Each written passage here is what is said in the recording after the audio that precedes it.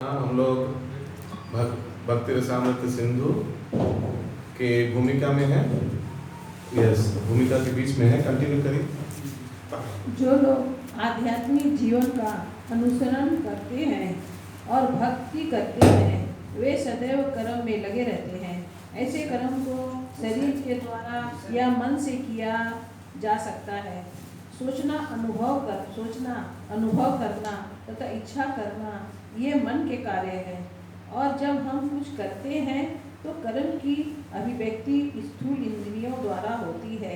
इस प्रकार हमें अपने मानसिक कार्यों में सदा कृष्ण का चिंतन करने का प्रयास करना चाहिए और महान आचार्यों का तथा अपने गुरु के पद चिन्हों का अनुसरण करते हुए कृष्ण को प्रसन्न करने की योजना बनानी चाहिए। एक सेकंड, जल्दी जल्दी हेल्प कर दीजिए उनको। कहाँ है पेज नंबर बता दीजिए।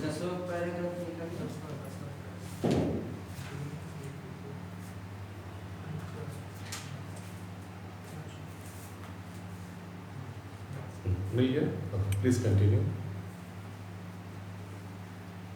शरीर, मन तथा वाणी के अपने अपने कर्म होते हैं। कृष्ण भावना भावित व्यक्ति अपने वाणी का उपयोग भगवान की महिमा को प्रसारित करने में करता है। यह कीर्तन कहलाता है। कृष्ण भावना भावित व्यक्ति अपने मन को सदैव भगवान के कार्यकलाप का तथा कुरुक्षेत्र के युद्ध स्थल में प्रवचन करने या अपने भक्तों के साथ वृंदावन में विविध लीलाओं में प्रवृत्त होने का चिंतन करता है। इस प्रकार मनुष्य भगवान के कार्यकलापों तथा लीलाओं का निरंतर चिंतन कर सकता है। यह कृष्ण भावनामृत का मानसिक अनुशीलन है। इसी प्रकार अभी तक क्लियर है? कोई सेंटेंस समझ नहीं आ रहा है क्या? आगे बढ़िए। इसी प्रकार हम अपने शरीर कार्यों द्वारा अनेक सेवाएं अर्पित कर सकते हैं, लेकिन इस सारे कार्यों को कृष्ण से संबंधित होनी चाहिए। ऐसा संबंध प्रमाणिक गुरु के साथ अपने को जोड़कर स्थापित किया जा सकता है, क्योंकि गुरु शिष्य परंपरा में कृष्ण का सीधा प्रतिनिधि होता है। अतएव शरीर के द्वारा संपन्न होने वाले कृष्ण भावनामृत कार्य को गुरु के निर्देशन में श्रद्धापूर्वक संपन्न किया जाना चाहिए। गुरु के साथ इस संबंध को दीक्षा कहते हैं।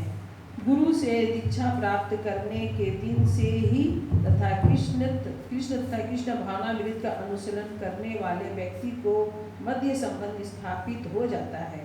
प्रमाणिक गुरु से दीक्षा प्राप्त किए बिना कृष्ण भावनामृत में वास्तविक संबंध कभी पूरा नहीं होता।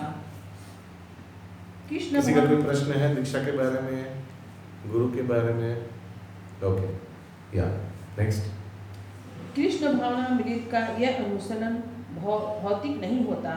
भगवान के 3 सामान्य शक्तियाँ हैं: बहिरंगा शक्ति, अंतरंगा शक्ति तथा तटस्था शक्ति। सारे जीव तटस्था शक्ति कहलाते हैं और भौतिक जगत बाह्य शक्ति या भौतिक शक्ति का कार्य है।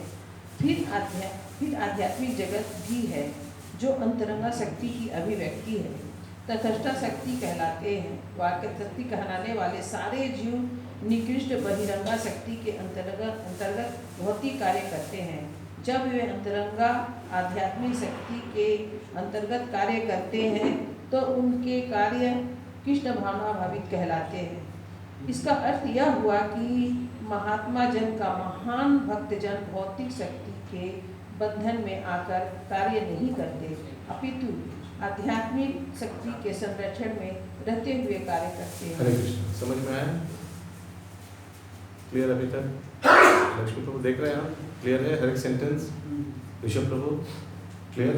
या कंटिन्यू। कोई भी कार्य जो भक्ति में या कृष्ण भावनामृत में किया जाता है, आध्यात्मिक शक्ति के प्रत्यक्ष निरंतर में रहता है। दूसरे शब्दों में शक्ति एक प्रकार का बल है और यह बल प्रमाणिक गुरु तथा कृष्ण दोनों की कृपा के द्वारा आध्यात्मिक बनाया जा सकता है। हरे कृष्ण। Next speaker.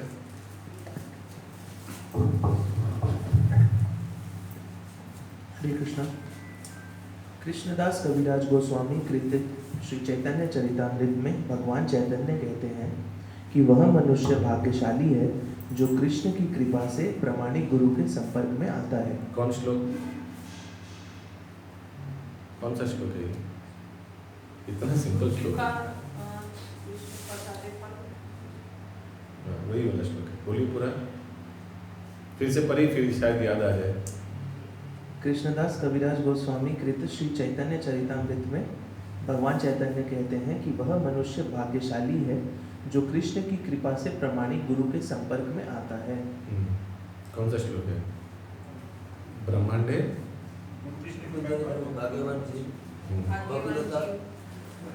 ब्रह्मांडे भ्रमिते कोनो भाग्यवान जी गुरु कृष्ण कृपाए पाए भक्ति लता बीज। ठीक है, आगे। जो आध्यात्मिक जीवन के विषय में गंभीर है उसे कृष्ण बुद्धि प्रदान करते हैं, जिससे कि यह प्रामाणिक गुरु के संपर्क में आकर गुरु की कृपा से कृष्ण भावनामृत में उन्नति करता है। हरे कृष्णा। ये कौन सा श्लोक है? ये भगवद गीता का है। फिर से पढ़िए। जो आध्यात्मिक जीवन के विषय में गंभीर है, हाँ, उसे कृष्ण बुद्धि प्रदान करते हैं। कृष्ण बुद्धि प्रदान करते हैं, वही हिंट है। ददामि बुद्धि योगम तम ये मना उपद, जिस तरह से वो बुद्धि से वो भगवान के धाम वापस आ सके। तेषां सतता युक्तानां भजतां प्रीतिपूर्वकम, जो ये है फर्स्ट क्राइटेरिया। किसको? सभी को बुद्धि दे देगा वापस आने का। जो भक्त नहीं, अभक्त को भी दे देगा नहीं। जो तेषां सतत युक्तानां, और क्या करते युक्त होकर? भजतां प्रीतिपूर्वकम, इस व्यक्ति को ददामि बुद्धि योगम तम, किस तरह से ये माया संसार से वापस भगवान के धाम आ जाए, वो बुद्धि दे देगा भगवान।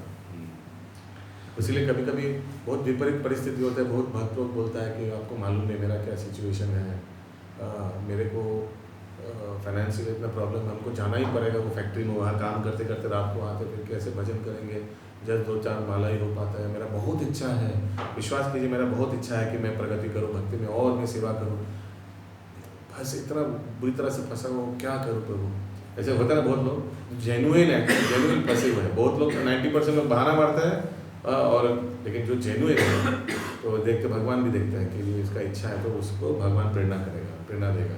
एक काम कर, तुम वहाँ ज्वाइन करो, हाँ वहाँ ज्वाइन करो, ऐसे करके प्रेरणा देगा, रास्ता बना देगा, और भगवान अंदर से गाइड करेगा। यस, इस तरह कृष्णा भावनामृत का सारा प्रभाव, इसीलिए याद रखिएगा, एक अस्त्र हमारे पास हमेशा रहता है। कोई भी जीव जो फाइनेंशियली वीक है, जो इंटेलिजेंस वीक है, जो भौतिक ज्ञान से वीक है, सबसे वीक है कोई, लेकिन एक हमेशा अस्त्र है। कभी भी कहीं भी आप रहकर भगवान को प्रार्थना कर सकते हैं, डायरेक्ट कनेक्ट कर सकते हैं। आप कहीं भी डायरेक्ट कनेक्ट कर सकते भगवान को, इतने हृदय से प्रार्थना कर सकते हैं। आपको तो मालूम है क्या मेरा परिस्थिति है, मेरा इच्छा है कि आपको सर्विस करूँ, आपको ये करूँ, लेकिन ये नहीं हो पा रहा है। देखिएगा क्या आपका जो इच्छा है, डोंट गिव हिम आप एक काम कीजिए, ये कर दीजिए, ऐसा नहीं प्रार्थना होना चाहिए। समझ पा रहे हैं? आप अपना परिस्थिति दोहरा सकते हैं, हालांकि उनको मालूम है, ये भी बोल सकते हैं, आपको तो मालूम है, फिर भी मैं जस्ट बोल रहा हूँ परिस्थिति क्या है। But also don't talk about the solution. आप एक काम कीजिए ना, हमको कुछ टाका दे दीजिए, फिर ये सॉल्व हो जाएगा। यू आर नॉट भगवान पिए। आप परिस्थिति, आप प्रॉब्लम बोलिए और सोल्यूशन उनके ऊपर छोड़ दीजिए। सोल्यूशन का सजेशन देने का भी दरकार नहीं है। आपकी जो इच्छा है, हाँ, आप मेरे परिस्थिति मालूम है, फिर भी मैं जस्ट दोहरा रहा हूँ। आगे। इस तरह कृष्ण भावनामृत का सारा प्रभाव क्षेत्र साक्षात आध्यात्मिक शक्ति कृष्ण तथा गुरु के अधीन है। पहले एक्स्ट्रा बोलिए, पहले।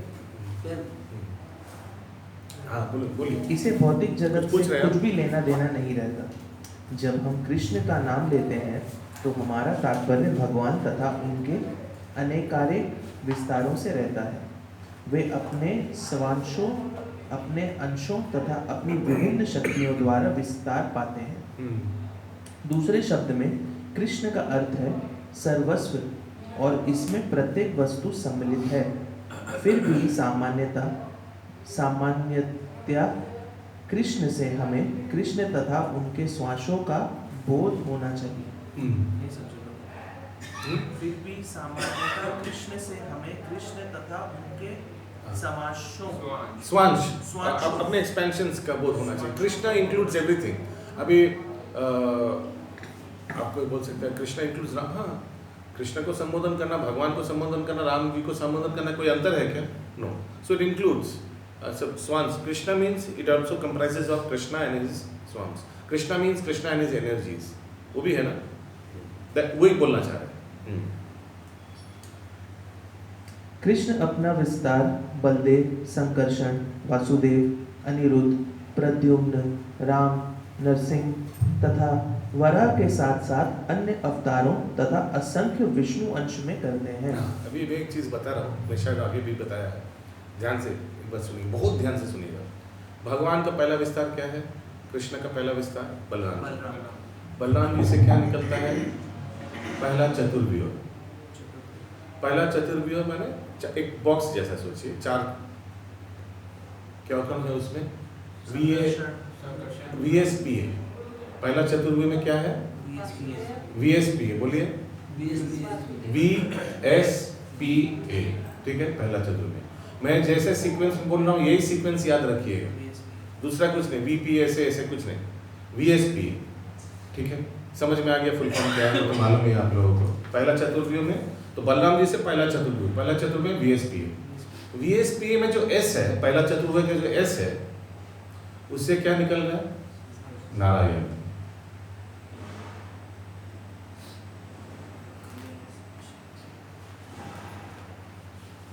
ठीक है,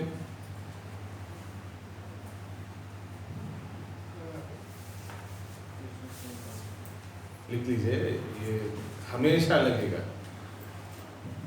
कहीं भी कोई भी पेज में, कहीं ब्लैंक पेज में लिख लीजिए। ये बुक्स वगैरह आप ही के पास रहने वाले। बलराम जी, पहले भगवान का पहला एक्सपेंशन बलराम जी। बलराम जी से निकला VSPA। VSPA का जो S है, वो S से निकला क्या? नारायण। यहाँ तक सब हो गया? तो VSPA से नारायण निकले। VSPA से नहीं, VSPA का जो S है उससे नारायण निकला। तो ये संकर्षण ही है।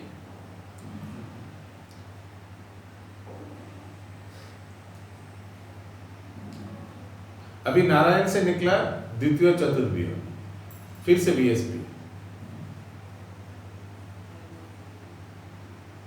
यहां जो S है उसको महासंकर्षण बोला जाता है।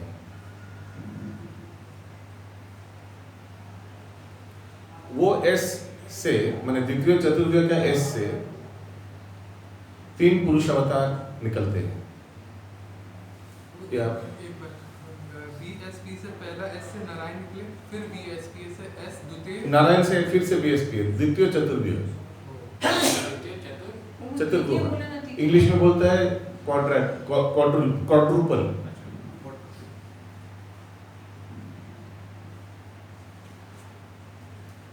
चार है ना VSP से बोलता है ना, मेरा जुड़वा हुआ है, तो तुम्हारा जुड़वा हुआ है, मेरा ट्रिपलेट्स हुआ है, बोले तुम्हारा ट्रिपलेट्स हुआ है, मेरा एक साथ क्वाड्रुपल हुआ है, 4 बच्चा एक साथ हुआ है। तो वैसे ही क्वाड्रुपल। तो पहला क्वाड्रुपल हो गया VSPA। तो उस पहला VSPA से जो S है उससे निकला नारायण। नारायण से फिर से दूसरा VSPA। दूसरा VSPA का जो S है उसको महासंकर्षण बोला जाता है। उनसे निकलता है पुरुष अवतार, 3 पुरुष अवतार। मालूम है ना 3 पुरुष अवतार कौन है? मालूम है? पहला पुरुष अवतार है महाविष्णु या कारणोदक्षाई विष्णु।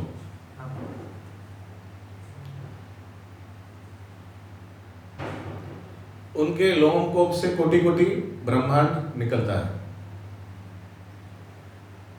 फिर सोचिए उनके लोम से मैं जस्ट आप लोग का अंडरस्टैंडिंग के 50,000 ब्रह्मांड निकला, ठीक है? तो फिर कारणोदक्षाई विष्णु क्या करेगा? अपने आप को 50,000 गर्भोदक्षाई विष्णु में विस्तार करके एक में घुस जाएगा। क्लियर? समझ में आया? सोचिए, मैं उदाहरण के तौर पर बताऊं, मैं बोला ना कोटि कोटि ब्रह्मांड निकलता है, तो सोचिए कारणोदक्षाई या महाविष्णु के लोम से 50,000 ब्रह्मांड निकला। तो हर एक ब्रह्मांड में अभी क्या करेगा? कारणोदक्षाई विष्णु अपने आप को गर्भोदक्षाई रूप में प्रवेश करेगा। तो 50,000 ब्रह्मांड निकले तो 50,000 गर्भदक्षा विष्णु के रूप में एक एक में घुस गया। अभी सोचिए ब्रह्मांड मिल गया, जगह मिल गया, ब्रह्मांड के एडमिनिस्ट्रेटर गर्भदक्षा विष्णु भी पहुंच गया, लेकिन ब्रह्मांड खाली है। उसमें दो चीज करना पड़ेगा, सृष्टि करना पड़ेगा, वस्तु और व्यक्ति का। सिर्फ वस्तु करने से नहीं होगा। वस्तु में ना पृथ्वी जल अग्नि वायु आकाश हो गया, लेकिन पूरा फाका है, तो व्यक्ति को भी करना पड़ेगा। तो गर्भदक्षा विष्णु के नाभि से एक कमल फूल निकलते हैं, नल निकलता है, नल से कमल फूल निकलते हैं, उसमें ब्रह्मा जी का सृष्टि होता है। कमलाक्षायन, भगवान ब्रह्मा जी कमल आसन में बैठा हुआ है और पहला सृष्टि हो गया गर्भदक्षा विष्णु का। ब्रह्मा जी का कार्य क्या है? 84 लाख योनि सृष्टि करना। तो ब्रह्मा जी को इसलिए प्रजापति बोलते हैं। प्रजापति माने क्रिएटर, प्रोजेनिटर इंग्लिश में बोलते हैं, प्रोजेनिटर।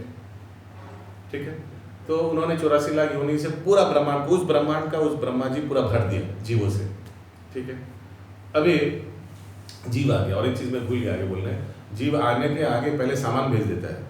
जैसे आप सोचिए कोई फ्लैट लिया है, फ्लैट में आने के आगे आपको सब एसी वगैरह, फ्रिज, टॉयलेट, बाथरूम सब फिटिंग सब लगा, तो वो है प्रधान।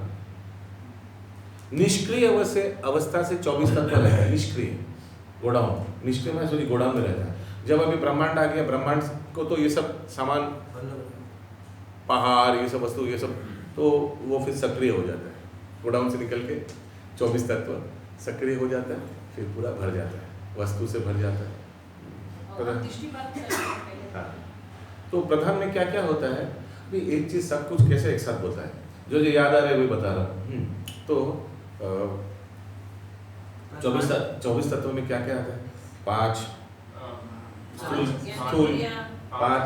5 पंच तत्व, पृथ्वी जल अग्नि वायु आकाश। इससे क्या होगा? इससे जीव का शरीर बन जाएगा, करेक्ट? 84 लाख योनि का ढक्कन बन जाएगा, प्लस पहाड़, नदियाँ, एक्सेट्रा एक्सेट्रा। ठीक है, वो सब बन गया, वो सब दरकार है ना। जीव को भेज रहे, कोई सब पहाड़, नदियाँ, सब नहीं भेजेगा तो क्या पिएगा वो, क्या कहाँ वो बढ़ेगा। तो ये सब हो गया 5 पंचतत्व। उसके बाद सोचिए ढक्कन आ गया, बॉडी मिल गया शरीर को, लेकिन फिर इंद्र भी तो चाहिए। नहीं तो बॉडी मिल गया, लेकिन नाक, कान, चोख, वो सबसे स्मेल कैसे करेगा वो? तो इसीलिए क्या 5 इंद्रिय दे दिया, चक्षु, कर्ण, नासिका, जिह्वा, साउंड। ठीक है, अभी इंद्र दे दिया, इंद्र का विषय भी तो चाहिए। तो शब्द, स्पर्श, रूप, गंध और क्या एक कुछ सब। हाँ, शब्द, स्पर्श, तो शब्द क्या है? वो कान का, स्पर्श त्वचा का, रूप आँख का, गंध नाक का, और क्या जीवा, स्वाद। तो ये भी तो देना पड़ेगा ना, नहीं तो नाक है लेकिन स्मेल नहीं हो पा रहा है तो क्या फायदा फिर? तो ये सब दे दिया, फिर 15 हो गया। और क्या हो गया? 5 कर्म इंद्रिय, हाथ, पैर, मुंह, जेनाइटल्स एंड गुदा, तो ये भी दे दिया। तो पूरा जीव भी हो गया, जगह भी हो गया, व्यक्ति भी हो गया, वस्तु भी हो गया, ब्रह्मांड पूरा भर गया 84 लाख योनि में। ये है सृष्टि। और 24वां तत्व है महातत्व, उसके बारे में मत पूछिए। ठीक है, ये है 24 एलिमेंट्स। ये सामान, वस्तु और व्यक्ति से पूरा एक ब्रह्मांड कंप्लीट। अभी कार्य करो, अभी क्रिया करो, तो 84 लाख काम कार्य करने लगता है। 3 प्रकार का कार्य होता है, अकर्म कर सकता है, विकर्म कर सकता है, कर्म कर सकता है। He can do devotional service, he can do pious activities, he can do impious activities. महातत्व मतलब उसको मत जाइए, उसके बाद उसी लिए मैं आगे से बता दूं, उसको मत जाइए। तो हम लोग का एग्जाम आया था ना, थर्ड यूनिट में था, कॉस्मिक में, इंटायर कॉस्मिक में। तो विष्णु के बारे में बताया, शिव तो छह के बारे में नहीं बोला। तो ये गर्भदक्षा विष्णु हो गया। ठीक है, पूरा जीव अभी ठीक है, भगवान तो सबको बना दिया, वस्तु व्यक्ति बना दिया, लेकिन अभी कौन क्या सोच रहे हैं, कौन क्या कर रहे हैं, अंदर से गाइडेंस भी तो चाहिए, नहीं तो आगे बढ़ेगा नहीं व्यक्ति, बदमाशी रहेगा। हाँ, विरोध किया था उसीलिए जड़ जगत बनाया, जड़ जगत बनाया उसीलिए पुरुष अवतार बनाया। विरोध नहीं करता तो जड़ जगत का दरकार नहीं होता, जड़ जगत का दरकार नहीं होता, पुरुष अवतार का भी दरकार नहीं होता। अगर जेल नहीं है तो जेलर का दरकार है क्या? नहीं दरकार है ना।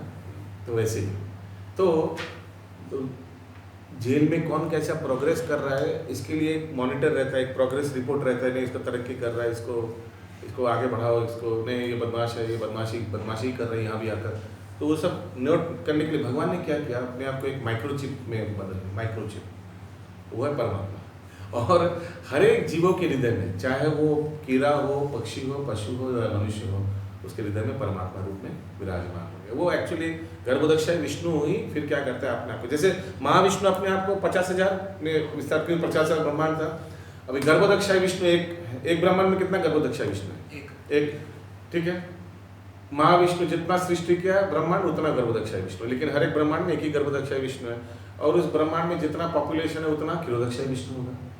क्षीरोदक्षाय विष्णु एक ही है सर, उतना परमात्मा होगा, अपने आप को परमात्मा रूप में विस्तार करेगा। क्लियर है? तो गर्भोदक्षाय विष्णु अपने आप को क्षीरोदक्षाय विष्णु रूप में एक्सपैंड करता है, और क्षीरोदक्षाय विष्णु परमात्मा रूप में हर एक जीव में वास करता है, और शक्ति रूप में हर एक वस्तु में वास करता है।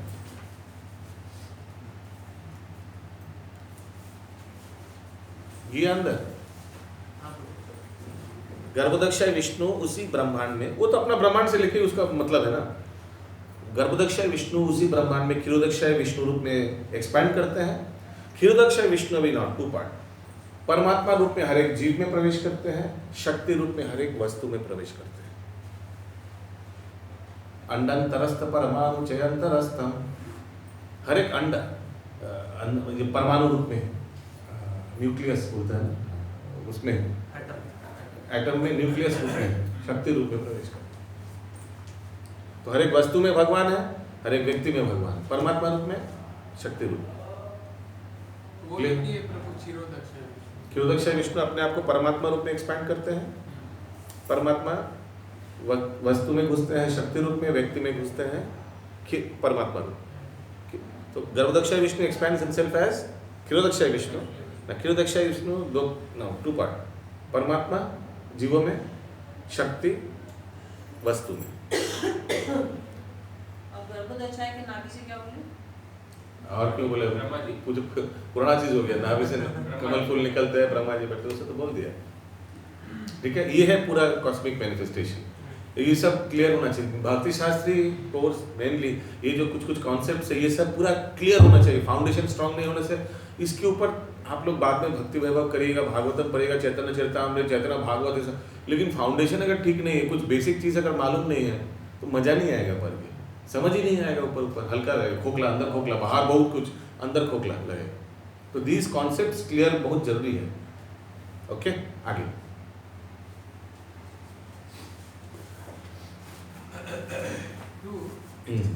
तो ये जो महासंकर्षण और संकर्षण जो है वो क्या, वो भी भगवान का कोई रूप है क्या? हाँ, अभी डिटेल में जाएंगे तो वो चैतन्य चरितामृत में दिया हुआ है। बलराम जी अपने आप को 5 प्रकार में एक्सपैंड करते हैं। बलराम जी अपने आप को 5 प्रकार में विस्तार करते हैं। महासंकर्षण, अनंत शेष और 3 पुरुष अवतार।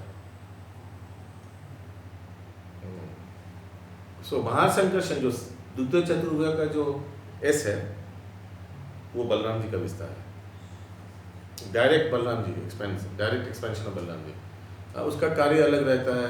फिर क्षीरोदक्षाय विष्णु से जितना अवतार आता है, अभी ये ज़्यादा डिटेल देने से ज़्यादा प्रश्न आएगा, उसीलिए कम डिटेल अच्छा है। क्षीरोदक्षाय विष्णु से आता है कि गर्भोदक्षाय विष्णु से आता है? अवतार का बात करो, भगवान का अवतार तो सब क्षीरोदक्षाय विष्णु से आता है। क्षीरोदक्षाय विष्णु से आता है।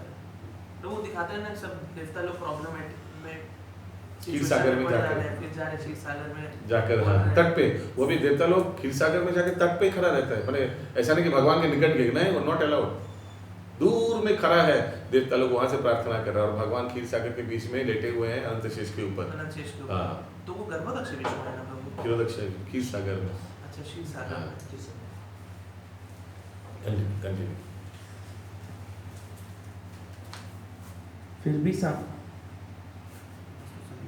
फिर भी सामान्यतः कृष्ण से हमें कृष्ण तथा उनके श्वासों का बोध होना चाहिए। कृष्ण अपना विस्तार बलदेव संकर्षण, अच्छा ये हो गया। श्रीमद् भागवत में इन्हें असंख्य लहरों के तुल्य बतलाया गया है। अतएव कृष्ण के अंतर्गत ऐसे भक्ति शास्त्री क्लास में 3, 3, 6, 7 ही दिखते हैं, 7, 8 दिखते हैं। बाकी की सर्वज्ञ है, माने कि परीक्षा करती से ना आए, माने होम स्टडी करबे नाकि बाकी लोग। अच्छा, क्या कुछ मालूम है किसी को कि बाकी लोग का क्या है? ऐसे सर्व माने दरकार नहीं है क्या, ऐसे ही हो जाएगा सब? हाँ? तो तीन जन और एक माता जी और एक प्रभु जी और एक मिंटू प्रभु आते हैं। एक प्रभु जो laptop anyways I don't know. हाँ पढ़िए। श्रीमद् भागवत में इन्हें असंख्य लहरों के तुल्य बतलाया गया है। अतएव कृष्ण के अंतर्गत ऐसे सारे अंश तथा उनके शुद्ध भक्त भी सम्मिलित हैं। ब्रह्म संहिता में कहा गया है कि कृष्ण के अंश पूर्णतः सच्चिदानंदमय है।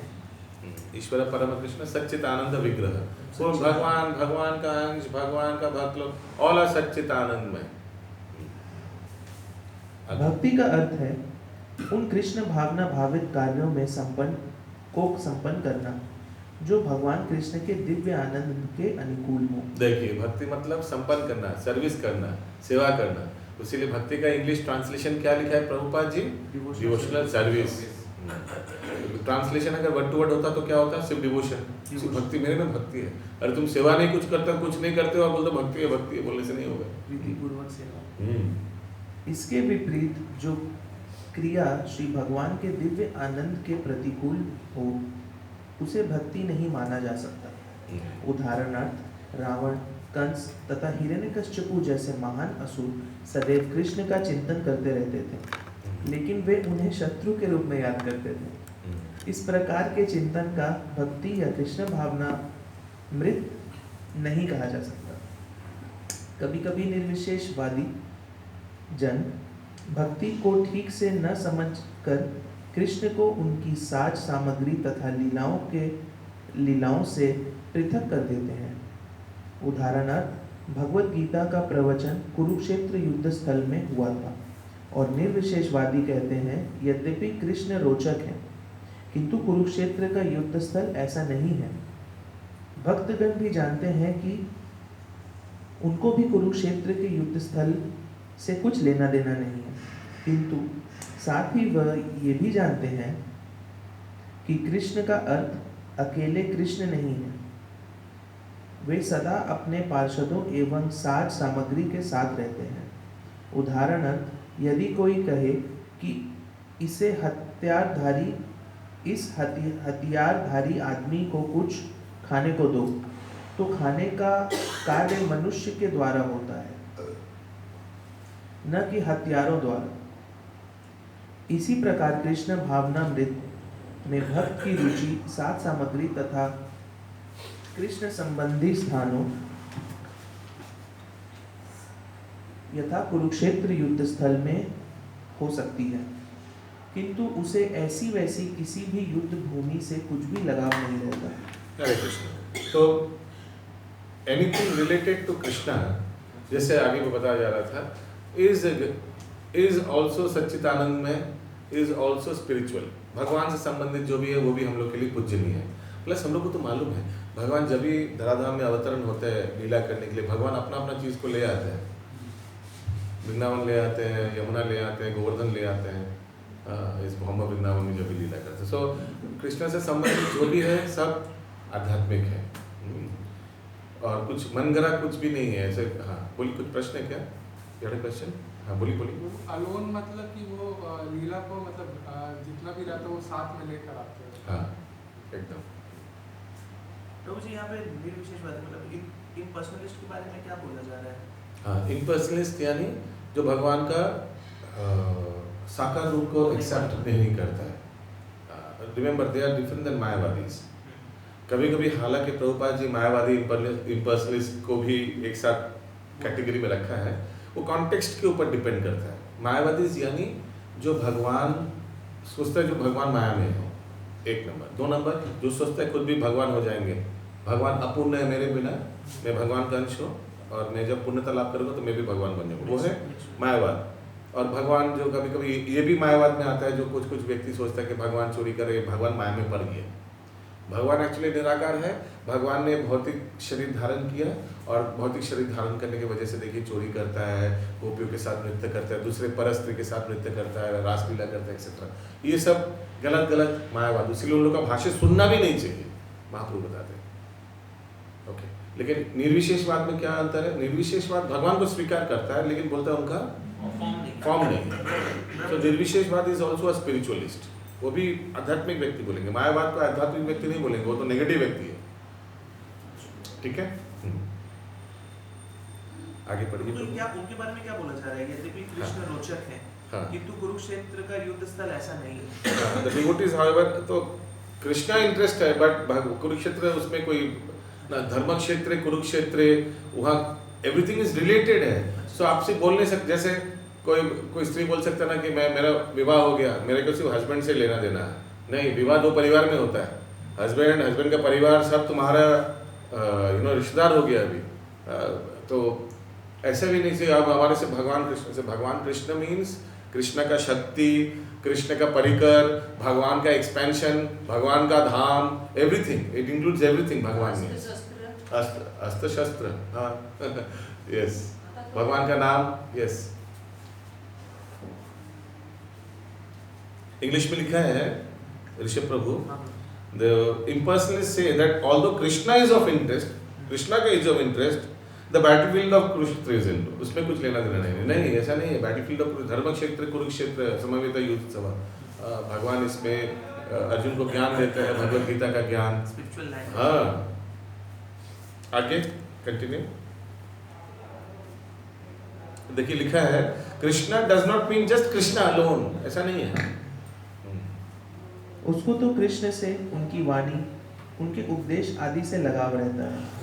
युद्ध क्षेत्र की इतनी महत्ता कृष्ण के कारण ही है। कृष्ण भावनामृत को समझने का यही सार है। इसे समझे बिना मनुष्य यह समझने में भ्रांति का शिकार हो जाता है कि भक्तगण कुरुक्षेत्र के युद्ध स्थल में रुचि क्यों लेते हैं। जो व्यक्ति कृष्ण में रुचि रखता है वह उनके विभिन्न कार्यकलापों तथा लीलाओं में भी रुचि लेने लगता है। उनका तो दूर की बात, उनका भक्तों के भी लीला स्थली लोग जाते हैं, भ्रमण करते हैं ना। तो भगवान को तो जाते ही है, कुरुक्षेत्र हम लोग ले जाते हैं भक्त लोग को दर्शन कराने में। प्लस उनका भक्त, सोचिए महाप्रभु का भक्त कौन है? कविराज रूप गोस्वामी, सोचिए फॉर एग्जाम्पल रूप गोस्वामी, ठीक है, उनका भक्त। उन लोग का लीला स्थली भी जाते हैं। रूप गोस्वामी का समाधि है राधा दामोदर मंदिर के अंदर, हम लोग दर्शन नहीं करते हैं। अभी रूप गोस्वामी का भी सोचिए शिष्य कविराज गोस्वामी, उनका भी समाधि में जाते हैं, उनका भी भजन स्थली झामाटपुर, वहाँ भी जाते हैं। तो वही एनीथिंग संबंधित, दूर से भी कोई संबंधित हो वो भी वहाँ भी जाते हैं। हम लोग 3 ठाकुर यात्रा गए थे यहाँ पानी, ये क्या श्याम सुंदर खरदा, इधर कौन विग्रह स्थापन किया? भगवान के पौपुत्र वज्रनाभ, अच्छा ये तो वो वाला 3 ठाकुर, ये 3 ठाकुर नित्यानंद प्रभु के पुत्र ने स्थापन किया। तो कितना दूर का कनेक्शन है, लेकिन वहां भी हम लोग गए, दर्शन किए। और 3 ठाकुर जो बड़ा वाला जाते हैं वो भगवान की पौपुत्र, राधा मदन मोहन करौली में, फिर राधा गोविंद जी जयपुर में, फिर राधा गोपीनाथ जयपुर में गए थे। 3 ठाकुर हुआ करौली वाला, मेरा वो नहीं हुआ 3 ठाकुर में से, गोविंद जी हुआ, गोपीनाथ हुआ, करौली नहीं हुआ। एनीवेज माय पॉइंट इज कितना दूर का संबंध है ना, फिर भी वो हम लोग के लिए पूजनीय है। आगे भक्ति रसामृत सिंधु में श्री रूप गोस्वामी के अनुसार शुद्ध भक्त की परिभाषा को इस प्रकार सार रूप में दिया जा सकता है। उसकी सेवा अनुकूल होती है और सदैव कृष्ण से संबंधित रहती है। ऐसे कृष्ण, फिर से बोलिए वो श्लोक, किनको याद हो गया? पहला वाला श्लोक शुद्ध भक्ति का श्लोक हम लोग किया था पिछले क्लास, अन्नभिलाषता शुद्ध। किनको याद है कंठस्थ ये श्लोक? एक ही व्यक्ति को, और आपको? हाँ, सब एक साथ बोलिए। अन्नभिलाषिता शून्यम ज्ञान कर्मादनवृतम अनुकूलेन कृष्णानु शीलनम भक्तिरुत्तमा।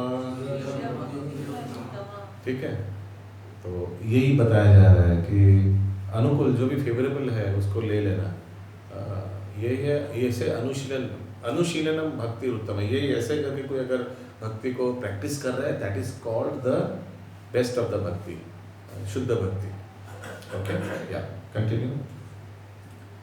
ऐसे कृष्ण भावना भावित कार्यों की शुद्धता बनाए रखने के लिए मनुष्य को समस्त भौतिक आकांक्षाओं तथा दार्शनिक चिंतन से मुक्त होना चाहिए। भगवान की सेवा के अतिरिक्त कोई भी आकांक्षा भौतिक आकांक्षा कहलाती है और दार्शनिक चिंतन यानी कि मनोधर्म का अर्थ है कि ऐसे चिंतन जो अंततः शून्यवाद या निर्विशेषवाद तक पहुंचे। हरे कृष्ण। उसीलिए लिखा है ज्ञान कर्मादि अनवृतम। ये ज्ञान से भी नहीं होना चाहिए प्रेरणा, कर्म से भी करना नहीं। यानी भक्ति करने से टका मिलेगा, और ये दूसरा क्या, भक्ति करने से मुक्ति मिलेगा।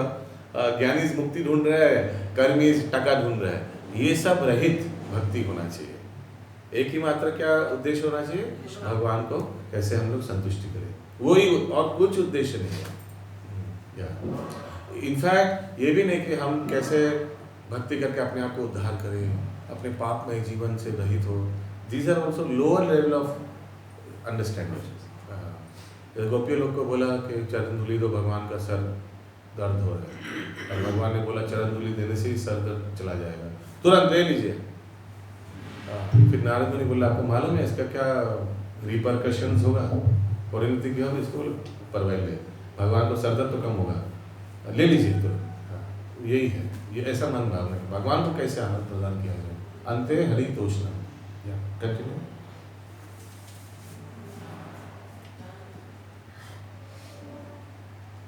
ऐसा निष्कर्ष कृष्ण भावना भावित व्यक्ति के लिए व्यर्थ है। दार्शनिक चिंतन के द्वारा विरले ही वासुदेव कृष्ण की पूजा के निष्कर्ष तक पहुंचा जा सकता है। इसकी पुष्टि भगवत गीता में भी हुई है। तब फिर दार्शनिक चिंतन का चरम लक्ष्य कृष्ण होना चाहिए, जिससे यह ज्ञान हो कि कृष्ण समस्त तो दार्शनिक चिंतन करने से क्या होगा, मैक्सिमम ज्ञानी लोग कहाँ तक पहुँच सकते हैं, वासुदेव कृष्ण तक, वैकुंठ तक, वो मैक्सिमम ज्ञानी बनकर आप वो भगवान का जो ऐश्वर्य रूप है उसको आप पूछ सकते हैं। नंदन कृष्ण को नहीं मिलेगा। आगे। अतएव मनुष्य को उनकी ही शरण में जाना चाहिए। यदि इस अंतिम लक्ष्य तक पहुंचा जा सके तो दार्शनिक प्रगति अनुकूल होती है, किंतु यदि दार्शनिक चिंतन का निष्कर्ष शून्यवाद या निर्विशेषवाद निकले तो वह भक्ति नहीं है। ठीक है, समझ में आया। शून्यवाद अगर दार्शनिक चिंतन का यही उद्देश्य है कि हम शून्य में विलीन हो जाएंगे, जैसे बुद्धिज्म इज कॉल्ड वॉइडिज्म, शून्य में विलीन होना, शून्यवाद ही बोलते हैं, वॉइडिज्म इंग्लिश में। और निर्विशेषवाद यानी निराकार ब्रह्म में विलीन हो जाएंगे, ब्रह्म ज्योति में जाके विलीन हो जाएंगे। अलग अलग धर्म है जो ऐसे सिखाते हैं, निराकार रूप का आराधना करते हैं, उनका डेस्टिनेशन क्या है, ब्रह्म ज्योति में विलीन हो जाना। ब्रह्म ज्योति में दो लोग विलीन होते हैं, एक ऐसे ज्ञानी लोग जो भगवान का निराकार का उपासना करता है, दूसरा असुर लोग। असुर लोग जो भगवान के अगेंस्ट में फाइट करते हैं वो भी ब्रह्म ज्योति जाते हैं, मालूम है ना। जितना भी असुर ने महाभारत में भगवान का विरुद्ध युद्ध किया, यानी कौरवों के पक्ष में युद्ध किया, सबको मुक्ति मिला। लेकिन कौन सा मुक्ति, वही ब्रह्म ज्योति में जाए। वो तो टेम्पररी है ना, तो टेम्पररी है, वापस से आप बहुत टेम्पररी, लंबा आयु है, वहाँ का आयु भी बहुत लंबा है। ब्रह्म ज्योति में जाकर करोड़ों साल रहता है उधर। फिर तो ब्रह्म ज्योति वैसे स्थान है ठीक जैसे जेल में दो प्रकार का कैदी जाते हैं, एक चोर चक्र सब जितना एकदम थर्ड क्लास पॉकेट मार वो जाता है ना जेल में, वो असुर लोग जैसे हो गया। और दूसरा बैंक फ्रॉड किया, पढ़े लिखे बैंक फ्रॉड किया है, 2500 करोड़ फ्रॉड, ये लोग भी तो जेल में जाते हैं। यह है ज्ञानी जैसा, पढ़े लिखे पढ़े बहुत ज्ञानवान अनुशीलन किया, लेकिन उद्देश्य क्या था, मुक्ति चाहिए, जाओ ब्रह्म ज्योति में। दो प्रकार करके जेल में क्या होता है, पढ़े लिखे वाले देखते हैं कि हमारे कहाँ आ गए, अभी हमारे पास चोर और पॉकेट मार सब है, लेकिन वही है ब्रह्म ज्योति कुछ उस तरह। समझ में आ रहा है रोशनी माता जी क्या बोल रहा हूँ।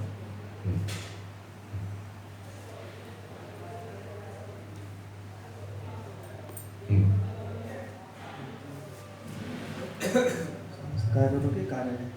अतएव मनुष्य को उनकी ही शरण में जाना चाहिए। यदि इस अंतिम लक्ष्य तक पहुंचा जा सके तो दार्शनिक प्रगति अनुकूल होती है, किंतु यदि दार्शनिक चिंतन का निष्कर्ष शून्यवाद, तो अगर दार्शनिक चिंतन करके आप वैकुंठ तक पहुंच गया, भगवान का ऐश्वर्य रूप को उपासना भी ओके, नो प्रॉब्लम, ठीक है। गोलोक वृंदावन नहीं पहुंचे, कम से कम वैकुंठ तक तो पहुंच गया, भगवान का उपासना होगा उधर।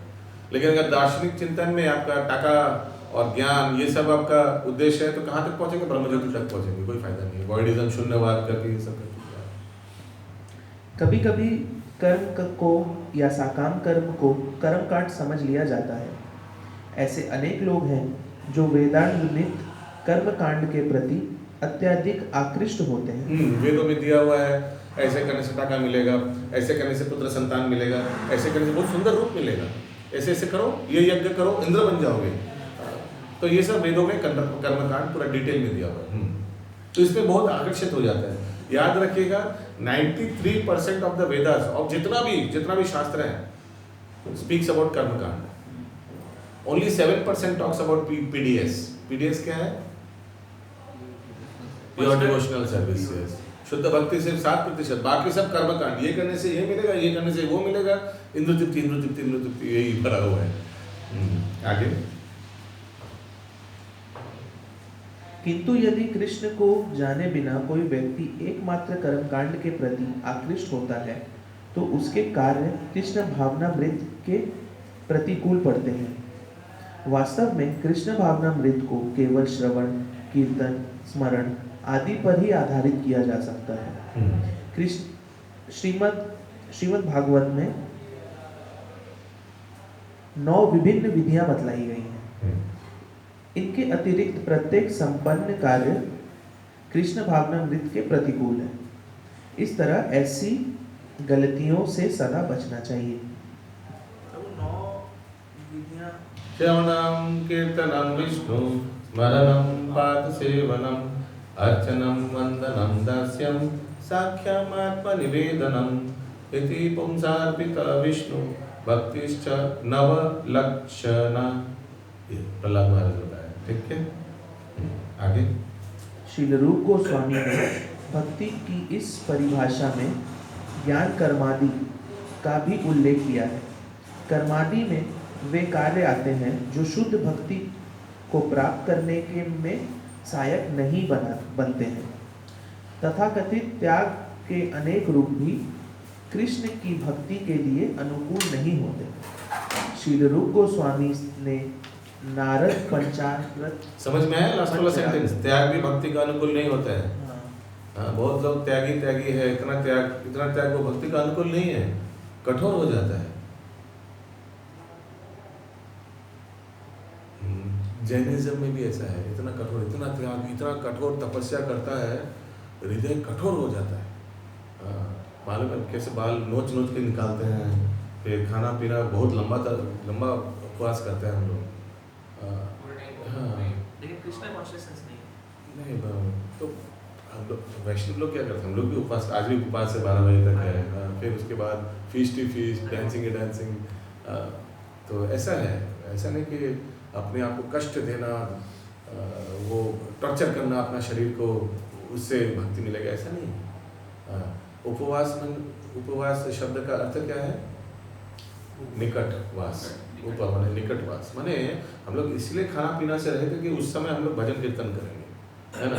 भजन कीर्तन करते करते पता ही नहीं चलता है कि 12 बज गए, चलो अभी फीस्ट करते हैं, ठीक ना। ऐसे ही वो उद्देश्य है। अगर आप उपवास कर रहे हैं और अपने आप को पेन दे रहे हैं, नहीं हम उपवास करेंगे और धूप में खड़े रहेंगे, ये क्या उपवास है? इससे अच्छा आप खा ही लो, खाकर भक्ति करो, है ना। कारण क्या है? कारण कारण क्या है? क्या? कारण क्या है हम लोग का? उन लोग का कारण क्या है? अभी कारण क्या है? ऑस्टेरिटी इतना करके उन लोग को लगता है कि हम लोग भजन भक्ति में प्रोग्रेस कर रहे हैं, उन लोग को लगते हैं। इसीलिए but again these are also lower level of understanding. ये नास्तिक से तो अच्छा है, कम से कम जो भी ऋषभ देव को मानता है, वटेवर जो भी है, उन लोग का भी जैन गुरुज है, उन लोग को मानता है, वटेवर अच्छा है। तो तीर्थंकर्स, हाँ, तो स्टेप बाय स्टेप एलिवेशन होगा। हाँ, सब तो इतना नहीं डायरेक्ट एकदम लिफ्ट करके ऊपर टॉप फ्लोर में चला जाकर भक्ति वेदांत जी से मिलकर या उनका बुक्स से मिलकर भक्ति योग का अनुशीलन करें। All are not as fortunate, they go by step elevation. स्वीकृति है, रहेगा तो क्या रहेगा, अलग अलग केस, अलग अलग, एवरी जीवा इज डिफरेंट केस स्टडी। स्वीकृति कैसे जनरलाइज करें? एवरी जीवा is different case study. Yes. Srila रूप गोस्वामी ने नारद पंचरात्र की एक निम्नलिखित परिभाषा भी उद्धृत की है। मनुष्य को समस्त उपाधियों और से मुक्त होना चाहिए। एक और दिया है डेफिनेशन। तो रूप गोस्वामी का फर्स्ट डेफिनेशन क्या है शुद्ध भक्ति का? अभी हम लोग ने रिसाइट किया, अन्न विलास राशुन्नम ज्ञान करवादि अनद्वितम, ये वाला श्लोक। और एक भी उन्होंने डेफिनेशन दिया शुद्ध भक्ति का, मेरे बात दोहराइए। सर्व उपाधि विनिर्मुक्तम तत्परत्वेन निर्मलम ऋषिकेश सेवनं भक्ति उच्यते। पर ही उसी का भी दिया। मनुष्य को समस्त उपाधियों से मुक्त होना चाहिए और कृष्ण भावनामृत द्वारा समस्त भौतिक कल्मश से शुद्ध हो जाना चाहिए। हाँ, समस्त उपाधियों से मुक्त होना चाहिए। मैं ये हूँ, मैं वो हूँ।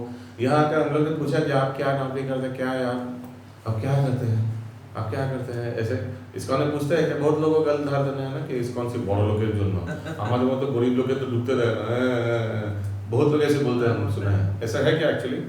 नहीं, जब घुसता है इस्कॉन में तो उन लोगों को मालूम है। हम लोग का फेस्टिवल है तो उसमें से हम लोग देखते हैं कि आपका बैलेंस आने के समय प्लीज बैंक बैलेंस पासबुक लेके आइएगा। ऐसे बोलते हैं कि हम लोग कभी नहीं बोलते। तो ऐसे सभी आज तो all are welcome to attend festivals etcetera. जब करने के लिए कोई क्राइटेरिया है क्या? नहीं, कुछ नहीं है। तो इसीलिए सर्व उपाधि विनिर्मुक्तम। क्या शुद्ध भक्ति है? सर्व उपाधि, जितना भी उपाधियां है, मैं ब्राह्मण हूँ, मैं करोड़पति हूँ, और क्या क्या उपाधि हो सकता है? पोस्ट, हाई पोस्ट का। हाँ, मैं PhD किया हूँ, मैं हाई पोस्ट क्या हूँ, मैं IAS ऑफिसर हूँ, ये सब विनिर्मुक्तम, ये सब पद से मुक्त। तत्परत्वेन निर्मलम, हृदय एकदम निर्मल होना चाहिए। निर्मल जैसे गांववासी, जैसे अब देखिए गांव में जब प्रचार कीजिएगा जाकर बोलिए कृष्ण भगवान है, कल से 16 वाला जप करना, ठीक है? करेंगे तो डेली? हाँ करेंगे, एकदम करेंगे। ये भगवान का नाम भगवान से अभिन्न है, करोगे तो? हाँ करेंगे। कल से ये बीड़ी तंबाकू जो खा रहे मत खाना, ठीक है? ये छोटो माछ जो खाते हो, छोटो माछ मत खाना, ठीक है? ओके, नो प्रॉब्लम, ठीक है? ऐसे करके सरल लोग हैं, सब पर निर्मल, हृदय निर्मल है। कलकत्ता वासी को बोलिए कि ये छोटो माछ डॉक्टर बोले से, बाकी बोले छोटो माछ वेरी इंपॉर्टेंट। फिर पूछे एक साल तो तर्क लगाएगा, चाय में क्या प्रॉब्लम है प्रभु, चाय में क्या प्रॉब्लम है, काफी में क्या प्रॉब्लम है, तर्क रहेगा उसमें, है ना? तो वो तो हृदय निर्मल नहीं है, इतना सरल नहीं है। समझ सब समझता है एक्चुअली क्या प्रॉब्लम है, सब समझता है।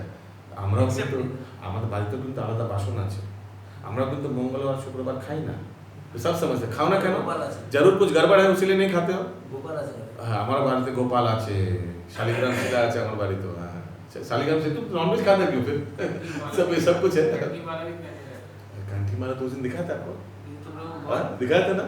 हम लोग ये 3 ठाकुर में गया था, साईबोन में, लास्ट में साईबोन करके बाहर हम लोग गया, वहाँ एक व्यक्ति जलेबी भाज रहा था, कुछ जलेबी या कुछ कर रहा था, एकदम तिलकधारी, शेव्ड हेड, शिखा रखा हुआ है, गामछा पहन के जलेबी भाज रहा था, और बाएं हाथ में बीड़ी था। हरे कृष्ण, बीड़ी पी रहा है, एकदम तिलकधारी, माने मुंडन करके शिखा वाला। लोग देख के बोले एकदम प्योर। हम सोचे कोई बाएं हाथ में थोड़ा बात बीड़ी। हरे कृष्ण। फूल बाजार में जाता है हावड़ा, फूल इसका फूल का बिजनेस करता है और इस किया हुआ फिर बिल्ली खाता है, तो वो बढ़ सकता है। कौन बोला ना, हर एक व्यक्ति को अलग अलग केस उसका अलग केस, उसका क्या कॉम्बिनेशन है, परम्यूटेशन क्या क्या कहाँ से जुड़े हुए, सब कुछ हो सकता है कि बहुत, अभी क्या बोले इसका, बहुत कुछ हो सकता है। हाँ, अपराध तो लगेगा जो ऐसा करके मांसाहार करता है। क्या बोले, अभी देख व्यक्ति अपना हेड को शेव किया, तिलक पहना हुआ है, तो कुछ तो वैराग्य होगा, कुछ तो ज्ञान होगा, नहीं तो कोई अपने हेयर शेव करेगा। रिमेंबर, ये हेयर जो है ये बहुत ऊंचा आसक्ति का लक्षण है, इसीलिए हर एक धर्म में हेयर के बारे में बोला गया है। वैष्णव धर्म में हम लोग पूरा हेयर शेव करते हैं, जैनिज्म में हेयर को बाल को खींच के निकालते हैं, सिखिज्म में गुरुद्वारे में जाते हैं तो हेड कवर रहता है। हर एक धर्म में ये हेयर को बहुत, क्योंकि ये आसक्ति का लक्षण है। मनुष्य को अपना हेयर से बहुत आसक्ति रहता है, हेयर कलर करता है, ये करता है, वो करता है, क्यों? क्योंकि ये अपना शरीर माने शरीर से आसक्ति का एक प्रतीक है। दिस इज अ क्लीन लक्षण ऑफ दिस है, ये है तो है, ऐसा है। महाप्रभु का इतना सुंदर है था कि वो नाटक में देखे हाँ, तो सबसे पहले वही त्याग है, वो उसी को त्याग कर दिया, है ना। सो माय पॉइंट इज, कहाँ थे हम लोग, क्या क्या आलोचना कर रहे थे, तो ये उसीलिए उपाधियों से मुक्त होना चाहिए व्यक्ति को, और हृदय निर्मल होना चाहिए। और ऋषि की ना उनका क्या कार्य है, ऋषि की ना ऋषिकेश, यानी भगवान ऋषिकेश को कृष्ण को क्यों बोला गया है, हाँ, क्योंकि अपना इंद्रियों पे उनका नियंत्रण है, प्लस उनका और सभी इंद्रियों का वो स्वामी है, सिर्फ अपना नहीं, जितना भी जीव है सबका इंद्रिय का स्वामी तो ऋषिकेश भगवान कृष्ण ही है। हाँ, तो ऋषिकेश एक्चुअली कृष्णचंद्र का नाम है, ओके। और हम लोग का जो शुद्ध भक्त है उनका क्या कार्य है, ऋषि के ना ऋषिकेश, अपना इंद्रिय को भगवान ऋषिकेश का सेवा में नियुक्त करना, उसी को सेवनम भक्ति उच्यते। This is called PDS. So there are two definitions of PDS, अन्यविलासिता शून्यम और दूसरा है सर्वोपाधि विनिर्मुक्तम। এটা তো মেমরি শ্লোকে আছে নাকি? हाँ अच्छा स्टार्ट है আর কি শ্লোক আছে মেমোরিতে? अच्छा दिया हुआ है ना, देखिए एक बार देख लेते हैं। भागवत गीता नीचे रखना है, भक्तों के सामने नीचे नहीं रखना है, किसी के ऊपर रखना है। मैं हारमोनियम के ऊपर रखा हूँ इसलिए। এটা আছে অত শ্রীকৃষ্ণ নাম, अतः श्री कृष्ण नाम आदि और तीनटे अतः अनासक्तस्य विषयान, अच्छा उपय, ठीक है, यथा नाम उपयुञ्जत निर्बंध संबंध, निर्बंध कृष्ण संबंध युक्त वैराग्य उच्यते, ठीक है। ये 4 श्लोक है, ठीक है, फेमस 4 श्लोक है, बहुत अच्छा है, बहुत इम्पोर्टेंट श्लोक, बहुत हम क्या बोलेंगे, सैड है एक्चुअली, इतना इम्पोर्टेंट श्लोक मिस किया है आप लोग ने। क्लेशाग्नि सुबधा मोक्षा लघुताकृत सुदुर्लभा चंद्रनंदा विशेषात्मा श्री कृष्ण आकर्षणी, फिर और भी बहुत इम्पोर्टेंट श्लोक सब बहुत कम कर दिया, बहुत कम कर दिया। पढ़िए। हमारी बुद्धि अवस्था में हमारी इंद्रियां शारीरिक मांगों की पूर्ति में लगी रहती है, किंतु जब वे ही इंद्रियां कृष्ण के आदेशों को पूरा करने में लगा दी जाती है तो हमारे कार्य भक्ति कहलाते हैं। ठीक है, वही वाला डेफिनेशन आगे। जब तक मनुष्य अपने आप को किसी एक परिवार, किसी समाज या किसी व्यक्ति से संबंधित मानता है तब तक उसे उपाधि में आवृत कहा जाता है, किंतु उसे जब पूर्णतया ज्ञान हो जाता है कि वह किसी परिवार, समाज या देश से नहीं अपितु कृष्ण से नित्य संबंधित है, तब उसे अनुभूति होती है कि उसे अपनी शक्ति का संप्रयोग तथाकथित परिवार, समाज या देश के हितों में न करके कृष्ण के लिए करना चाहिए। यही उद्देश्य की शुद्धता है और कृष्ण भावना मृत में शुद्ध भक्ति पदवी है। प्रभु जी ये क्या लिखा है, अपना परिवार का हित के लिए नहीं करना चाहिए, कृष्ण के लिए, कृष्ण के लिए करेगा ऑटोमेटिकली परिवार का हित के लिए हो जाएगा।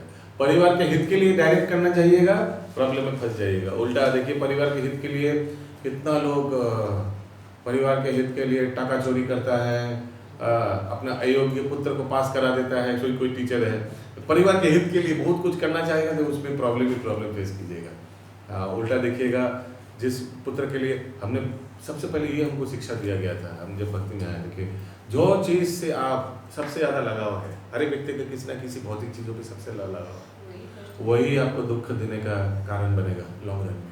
कोई अपना पुत्र के प्रति, कोई अपना पत्नी के प्रति, कोई अपना टाका के प्रति, कोई अपना उपाधियों के प्रति, वही देखिएगा बूमरैंग इफेक्ट देखा, बूमरैंग मालूम है, बूमरैंग ऐसे कर वॉक करके फेंके, फिर घूमते आप करके आपको आप ही को आएगा। तो जिस चीज़ पे सबसे ज़्यादा आसक्ति है, देखिएगा अपना जीवन में, देखिएगा उसको वही चीज़ भॉक करके आएगा, आप ही को लगाएगा, आप ही को हिट करेगा वही चीज़। मेरे गर्जन में भी एक जन का साथ ऐसे ही हुआ है। बस छोटा सा है नहीं, छोटा सा मोटा सा नहीं, सिद्धांत हम लोग एग्जाम्पल में नहीं जाएंगे, बस सिद्धांत को समझ लीजिए। सही बात है जो आपने बोला। ये मोहनगन प्रभु हम लोग को बताया था एकदम फर्स्ट, हम लोग ने ये शिक्षा। ओके, तो हम लोग अभी फर्स्ट चैप्टर प्रवेश कर रहे हैं। श्रील प्रभुपाद का प्रणाम मंत्र बोलकर, नमो विष्णुपादाय कृष्ण पृष्ठाय भूतले श्रीमते भक्ति वेदांत स्वामिने नामिने नमस्ते सारस्वते देवे गौरवाणी प्रचारिणे निर्विशेष शून्यवादी पाश्चात्य देशतारिणे। श्रील प्रभुपाद की जय। ठीक है, ये होमवर्क है आपके लोग के लिए, याद रखिएगा ये सिद्धांत मैचिंग है या अपने जीवन में मैचिंग है या नहीं। सबसे ज़्यादा मेरा कौन सा सबको क्या कैसे है तो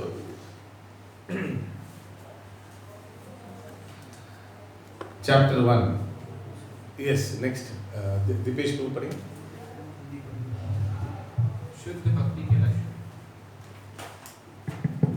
अध्याय 1 शुद्ध भक्ति के लक्षण। श्रील कपिल ये शुद्ध देव भक्ति का लक्षण में ये श्लोक आता है। मेरे बात दोहराइए। क्लेशाग्नि सुबदा मोक्ष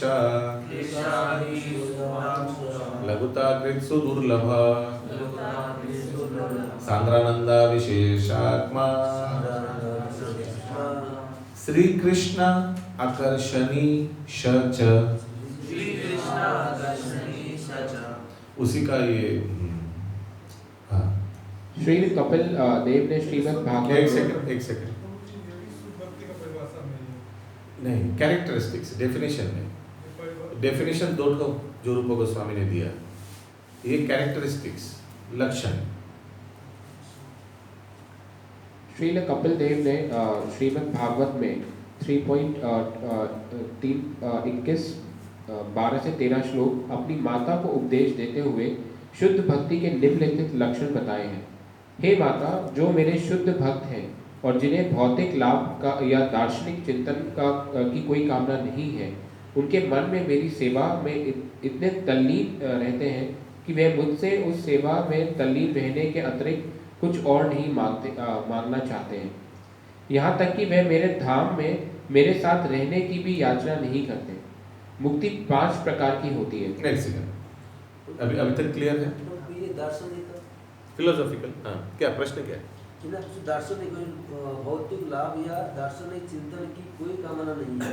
दार्शनिक चिंतन स्पेकुलेटर फिलोसोफर होने का कोई चिंता कोई उद्देश्य भी नहीं। जो भक्त होना चाहता है, कौन आप में से ज्ञानी बनना चाहता है कि हम शास्त्र पढ़ के बहुत महान ज्ञानी दिग्विजय पंडित बनना चाहता है? कौन आप में से कोई है ऐसा? कोई नहीं। कौन भगवान के साथ रहेंगे इसलिए भक्ति करते हैं? भगवान के साथ रहेंगे, एक साथ खाएंगे, एक साथ घूमेंगे फिरेंगे, हाँ ऐसे कुछ है क्या? किसी का उद्देश्य नहीं। तो यही बता रहे आगे। और 5 प्रकार का मुक्ति भी नहीं चाहते। केला बेचा खोला बेचा श्रीधर को महाप्रभु बता रहे थे, श्रीधर तुमको इंद्र बना दूं? नहीं चाहिए।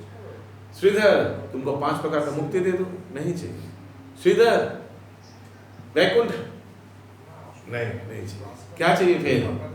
हमको वो निमाय चाहिए जो डेली मेरे साथ बाजार में आकर मेरे साथ तर्क करते 2 घंटा और फिर बिना पैसा देके छीन के लेके भाग जाता है।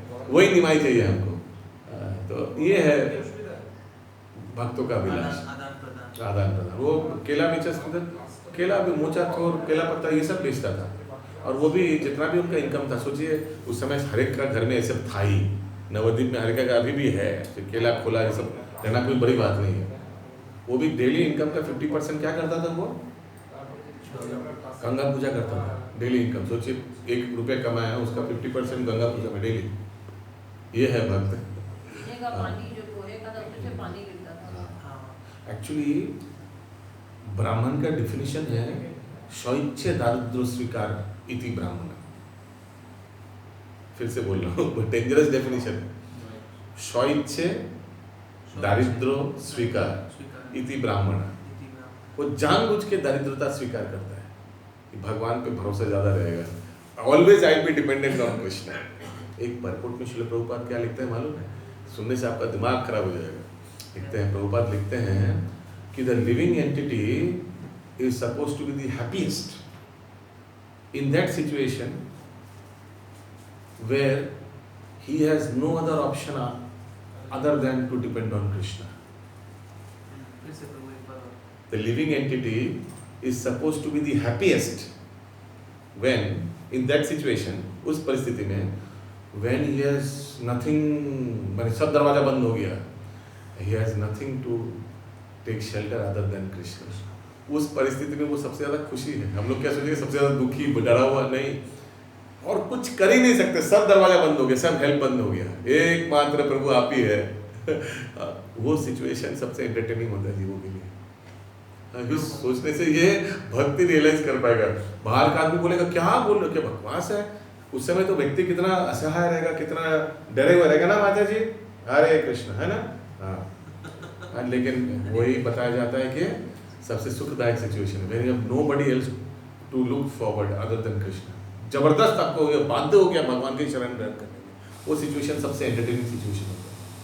उसमें कोई छोटी सी भी चीज होती है तो बहुत प्रभु जी इधर से आए ये हमारी अच्छा, हाँ, ओके।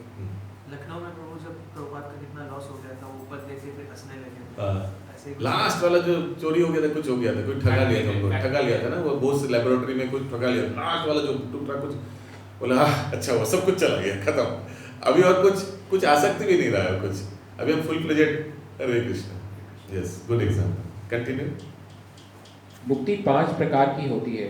भगवान से तदाकार होना, साजू की मुक्ति। भगवान सायुज्य मुक्ति, सायुज्य, भगवान के साथ उसी लोक में रहना, सालोक्य मुक्ति। भगवान के समान स्वरूप प्राप्त करना, सारूप्य मुक्ति। समझ में आ रहा है? सेम रूप, एक जैसे चतुर्भुज, जैसे वैकुंठ में एग्जाम्पल क्या है, वैकुंठ में सबका चतुर्भुज रूप है। वैकुंठ में जो वैकुंठ नारायण लोक है उसमें सबका चतुर्भुज रूप है। हाँ, लेकिन थोड़ा फर्क है, जो आदि नारायण है एक्चुअली जो भगवान है उनका श्रीवत्स है, श्रीवत्स है, ये बाल का गुच्छ है, यहाँ से थोड़ा ये चेस्ट में हेयर है वाइट कलर का, वो श्रीवत्स है। और भगवान लक्ष्मी ने श्रीवत्स है, जहाँ श्री यानी लक्ष्मी देवी निवास करते हैं, उनका भगवान का नाम भी है ना, श्रीनिवास, ठीक है, वो श्रीवत्स है। और क्या है, एक तो श्रीवत्स था और एक गुंजमाला नहीं कुछ एक था, श्रीवत्स था और एक कुछ याद नहीं आ रहा, 2 चीज़ है, श्रीवत्स और याद नहीं आ रहा, ठीक है, बाकी सब एक जैसा ही चतुर्भुज रूप वैकुंठ में। या आगे, भगवान की ही तरह उन्हीं ऐश्वर्यों का भोग करना, उसको बोलते हैं शास्त्री, शास्त्री। शास्त्री मैंने भगवान का जितना ऐश्वर्य है, चक्र गदा, वो सब आपको भी मिलेगा। भगवान ऐसे करके टुंग करके आ जाएंगे, सब कुछ वो सब आपको वो फैसिलिटी मिलेगा। तथा भगवान के संगी रूप में रहना, सामीप्य। समीप बोलता किसी के समीप रहना, या भगवान के आसपास ही आप रहेंगे, ठीक है, कुछ आपको ऐसे पोस्ट मिलेगा, सोचिए भगवान का चामर आसपास ही रहेंगे। बहुत लोग चाहता है ना, बहुत लोग चाहते हैं कि हम आसपास ही रहेंगे, हम गुरु महाराज के पास में रहना है, गुरु महाराज के पास ही रहेंगे, कुछ ऐसे। हाँ, यस। भक्त भौतिक इंद्रिय तृप्ति को तो ठुकराता ही है, वह 5 प्रकार की मुक्तियों में से भी किसी प्रकार की मुक्ति की कामना नहीं करता। वह भगवान की प्रेममयी सेवा करने से ही संतुष्ट रहता है। यह शुद्ध भक्ति का लक्षण है। लक्षण है, ठीक है मनीष प्रभु, ये लक्षण है, दीज आर लक्षण, characteristics of devotional service. Sorry, बोलिए आगे। श्रीमद् भागवत में आए कपिल देव के उपर्युक्त कथन में शुद्ध भक्त की वास्तविक स्थिति का वर्णन हुआ है और भक्ति के प्रारंभिक लक्षणों को भी परिभाषित किया गया है। भक्ति के अन्य लक्षणों का वर्णन श्रील रूप गोस्वामी ने विभिन्न शास्त्रों के साक्ष्य समेत किया है। उनके अनुसार शुद्ध भक्ति के 6 लक्षण होते हैं जो निम्नलिखित हैं। ओके, वेरी इंपॉर्टेंट, 6 लक्षण ऑफ शुद्ध भक्ति। नंबर 1, शुद्ध भक्ति समस्त प्रकार के भौतिक क्लेश से अविलंब राहत देती है। ठीक है, क्लेशाग्नि, क्लेश अग्नि माने क्लेश खत्म हो जाएगा। प्रभु जी नहीं, हमने देखा बहुत लोगों को कैंसर आता है, ठीक है, वो शारीरिक क्लेश होगा, शरीर का आएगा, लेकिन आत्मा का क्लेश से रहित हो जाएगा।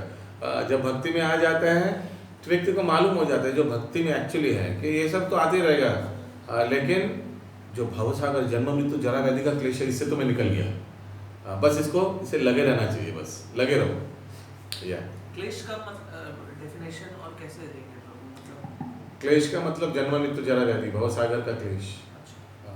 छोटा लंबा लॉन्ग रन क्लेश, छोटा मोटा क्लेश क्या है, ये शारीरिक थोड़ा कुछ सर्दी खांसी कैंसर वंसर सब हो गया, लेकिन ये तो जस्ट इस शरीर का कोटि शरीर ले चुके हम लोग। यहाँ से निकलना, ये जो घूम रहा है इससे निकलना, वही है क्लेश से निवारण। तो इसीलिए क्या लिखा है, पहला लक्षण क्या है, क्लेश अग्नि माने मुक्त, उससे रहित, क्लेशों से रहित। हाँ, क्लेश अग्नि ये लक्षण है, माने जड़ जगत क्लेश से रहित। जड़ जगत मीन्स अगेन उसका भी डेफिनेशन शारीरिक नहीं, क्योंकि शारीरिक क्लेश भक्तों को भी आता है, हाँ, लेकिन ये जन्म मृत्यु जरा व्याधि चक्र से बाहर, ये तो कम से कम मालूम हो गया व्यक्ति को। ये फर्स्ट कैरेक्टरिस्टिक्स है शुद्ध भक्ति करने से। ये होता है कि जन्म मृत्यु जरा व्याधि से मुक्त हो जाता है व्यक्ति। ये शुद्ध भक्ति का लक्षण है। These are the लक्षण बोलिए, और इंग्लिश में लिखा है कैरेक्टरिस्टिक्स। आगे शुद्ध भक्ति समस्त कल्याण का शुभारंभ करने वाली है। ऑल ऑस्पिशियस क्लेशाग्नि सुविधा। वो इसीलिए श्लोक भी लिख लीजिए, अच्छा होगा। लिख लीजिए, मैं बोलता हूँ फटाफट लिखिए अपने भाषा में फटाफट। क्लेशाग्नि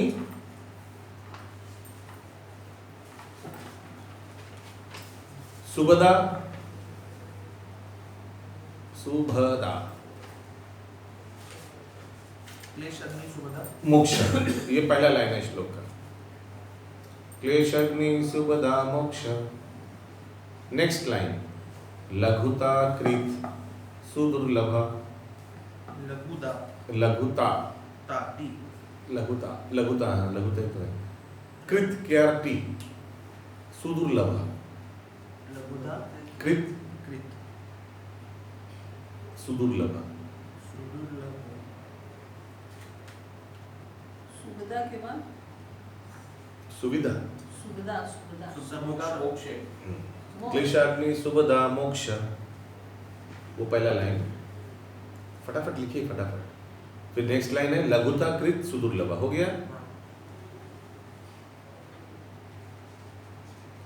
थर्ड लाइन सांद्रानंद विशेष आत्मा।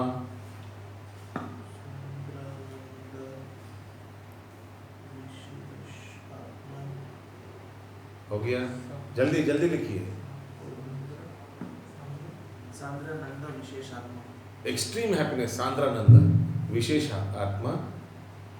चौथा लाइन ध्यान से सुनिएगा। वह श्री कृष्ण आकर्षणी च आकर्षणी सच।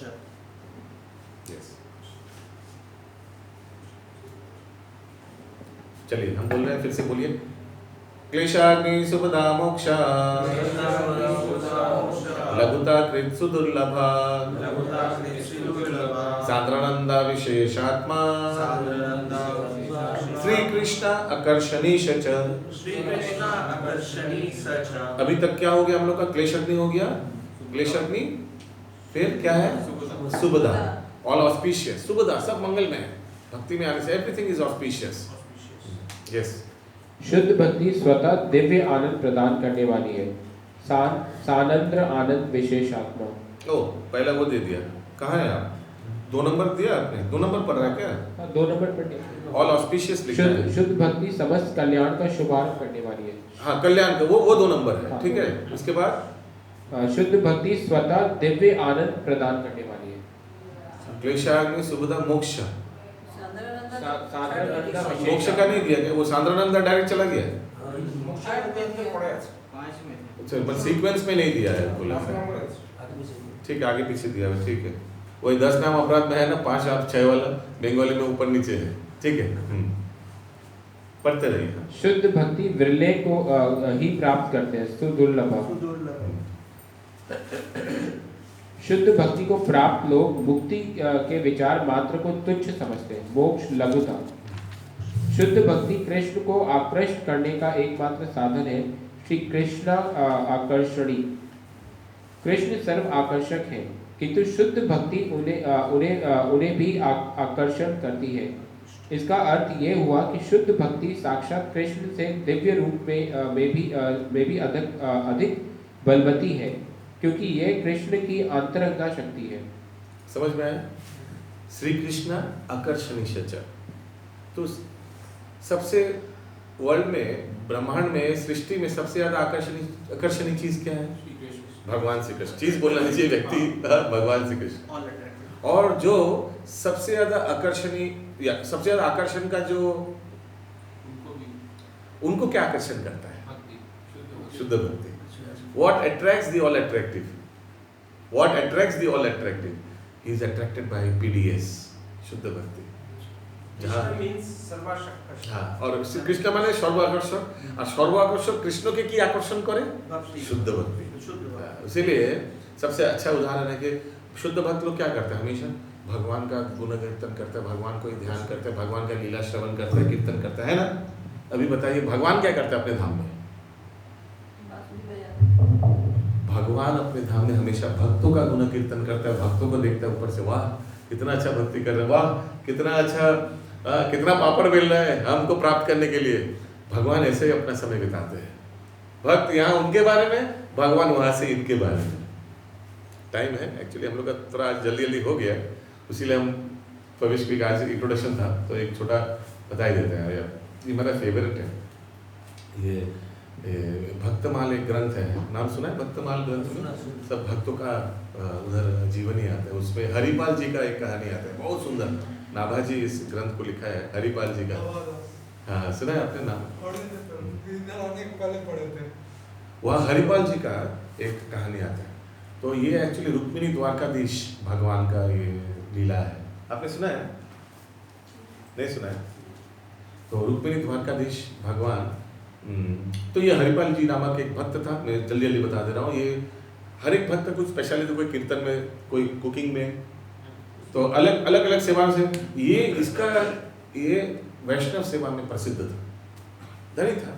कोई भी उसके गांव में आता था, कोई भी वैष्णव मंडली, सबको बुलाकर अपने घर में रहना, उनका भोजन सब कुछ, उनका देखभाल सब कुछ करता था। ये इसी में उनका रुचि था, ऐसे करते रहता था। करते करते करते करते इतना सेवा करता था मंडली में, तो फिर आस्ते आस्ते धन संपत्ति आस्ते आस्ते कम होने लगा। फिर भी वो सेवा से रहित नहीं करता, कभी भी आएगा निसंकोच एकदम छाती फुलाकर सब, हाँ आ जाइए सब आ जाइए, नहीं हम लोग 10,000 लोग, हाँ ठीक है आ जाइए, नो प्रॉब्लम आ जाइए, बिना परवाह कर। ऐसे ऐसे करके धन खत्म हो गया, आस्ते आस्ते धन खत्म हो गया। फिर क्या हुआ, उनका वाइफ चेतावनी देता, मन मत बुलाओ ना, कुछ है ही नहीं, हाँ क्या खिलाओगे ऐसे। तो फिर आस्ते आस्ते हरिपाल जी चोरी करने लगे, लेकिन चोरी करता था गाँव गाँव में रात को, लेकिन चोरी करके भगवान का वैष्णवों को सेवा में ही लगाता था पैसा, ऐसा नहीं कि इंद्र तृप्ति करता था। तो एक रात की बात है कि वो चोरी कर रहा था किसी के घर पे, और चोरी करते करते थोड़ा आवाज़ हो गया, तो घर के जो बेटी थी वो जग गई और पापा पापा पापा पापा उनको लग रहा है घर में चोर है। तो वो पापा बोल रहे अरे हमारे गांव में तो कोई चोर है ही नहीं, वो हरिपाल जी होगा, करने दे चोरी उसको, ऐसे भी वो तो चोरी करके वैष्णव का सेवा ही करेगा। ऐसा उन्होंने बोला, और हरिपाल जी सुन लिया, ये बात सुन लिया तो उनको बहुत बुरा लगा, अरे मैं तो वैष्णव के घर में चोरी कर रहा हूँ, ठीक ठीक। तो उसके बाद से वो अवैष्णव के घर में चोरी करने लग गया। ठीक है, तो ऐसा कुछ दिन चल रहा था। तो और ये सब भगवान ऊपर से, द्वारकाधीश भगवान ऊपर से देखता था, हरिपाल जी देखो कितना सुंदर मेरा वैष्णव मंडली को, अभी क्या करेगा देखते हैं, 1 2 से 10, हाँ अरे अभी भी हिम्मत से बुला लिया अपने घर पे, अभी क्या करेंगे। ऐसे ऐसे भगवान ऊपर से, जैसे फेसबुक में फॉलो करते ना, वैसे भगवान भी ऊपर से फॉलो कर रहा था। हाँ भगवान भी फॉलो कर रहा था। ये भगवान का ये अच्छा लगता है कि भक्त लोग का जीवन में क्या कर रहा है, भक्त लोग क्या कर रहे हैं वो देखने का, जो भी है। तो ऐसा हो रहा था। अभी ऐसे करते अचानक क्या हुआ, एक बहुत बड़ा वैष्णव मंडली उस गांव से जा रहा था, और हरिपाल जी आदत से मजबूत भाग के गया, आइए आइए वैष्णव है, दंडो वांछा कल्पतरु, आइए सब आइए मेरे घर पे आइए, थोड़ा विश्राम करके जाए, आप लोग तीर्थ यात्रा करके जा रहे हैं, कितना दूर जाएंगे आप लोग। हाँ सबको बुला लिया अपने घर पे, बुला लिया, और जाकर बोला तू जल्दी कुछ बना के सबको भोजन खिला। भाई बोले सुनिए अंदर आइए। आप ऐसे बोल रहे हैं, घर में एक फुटी दाना नहीं, कुछ नहीं, फुटी कोरी कुछ नहीं है, कुछ नहीं है। बोले तो पड़ोसी से मांग। बोले पड़ोसी जाने से दरवाजा बंद कर देता है। बोले तो फिर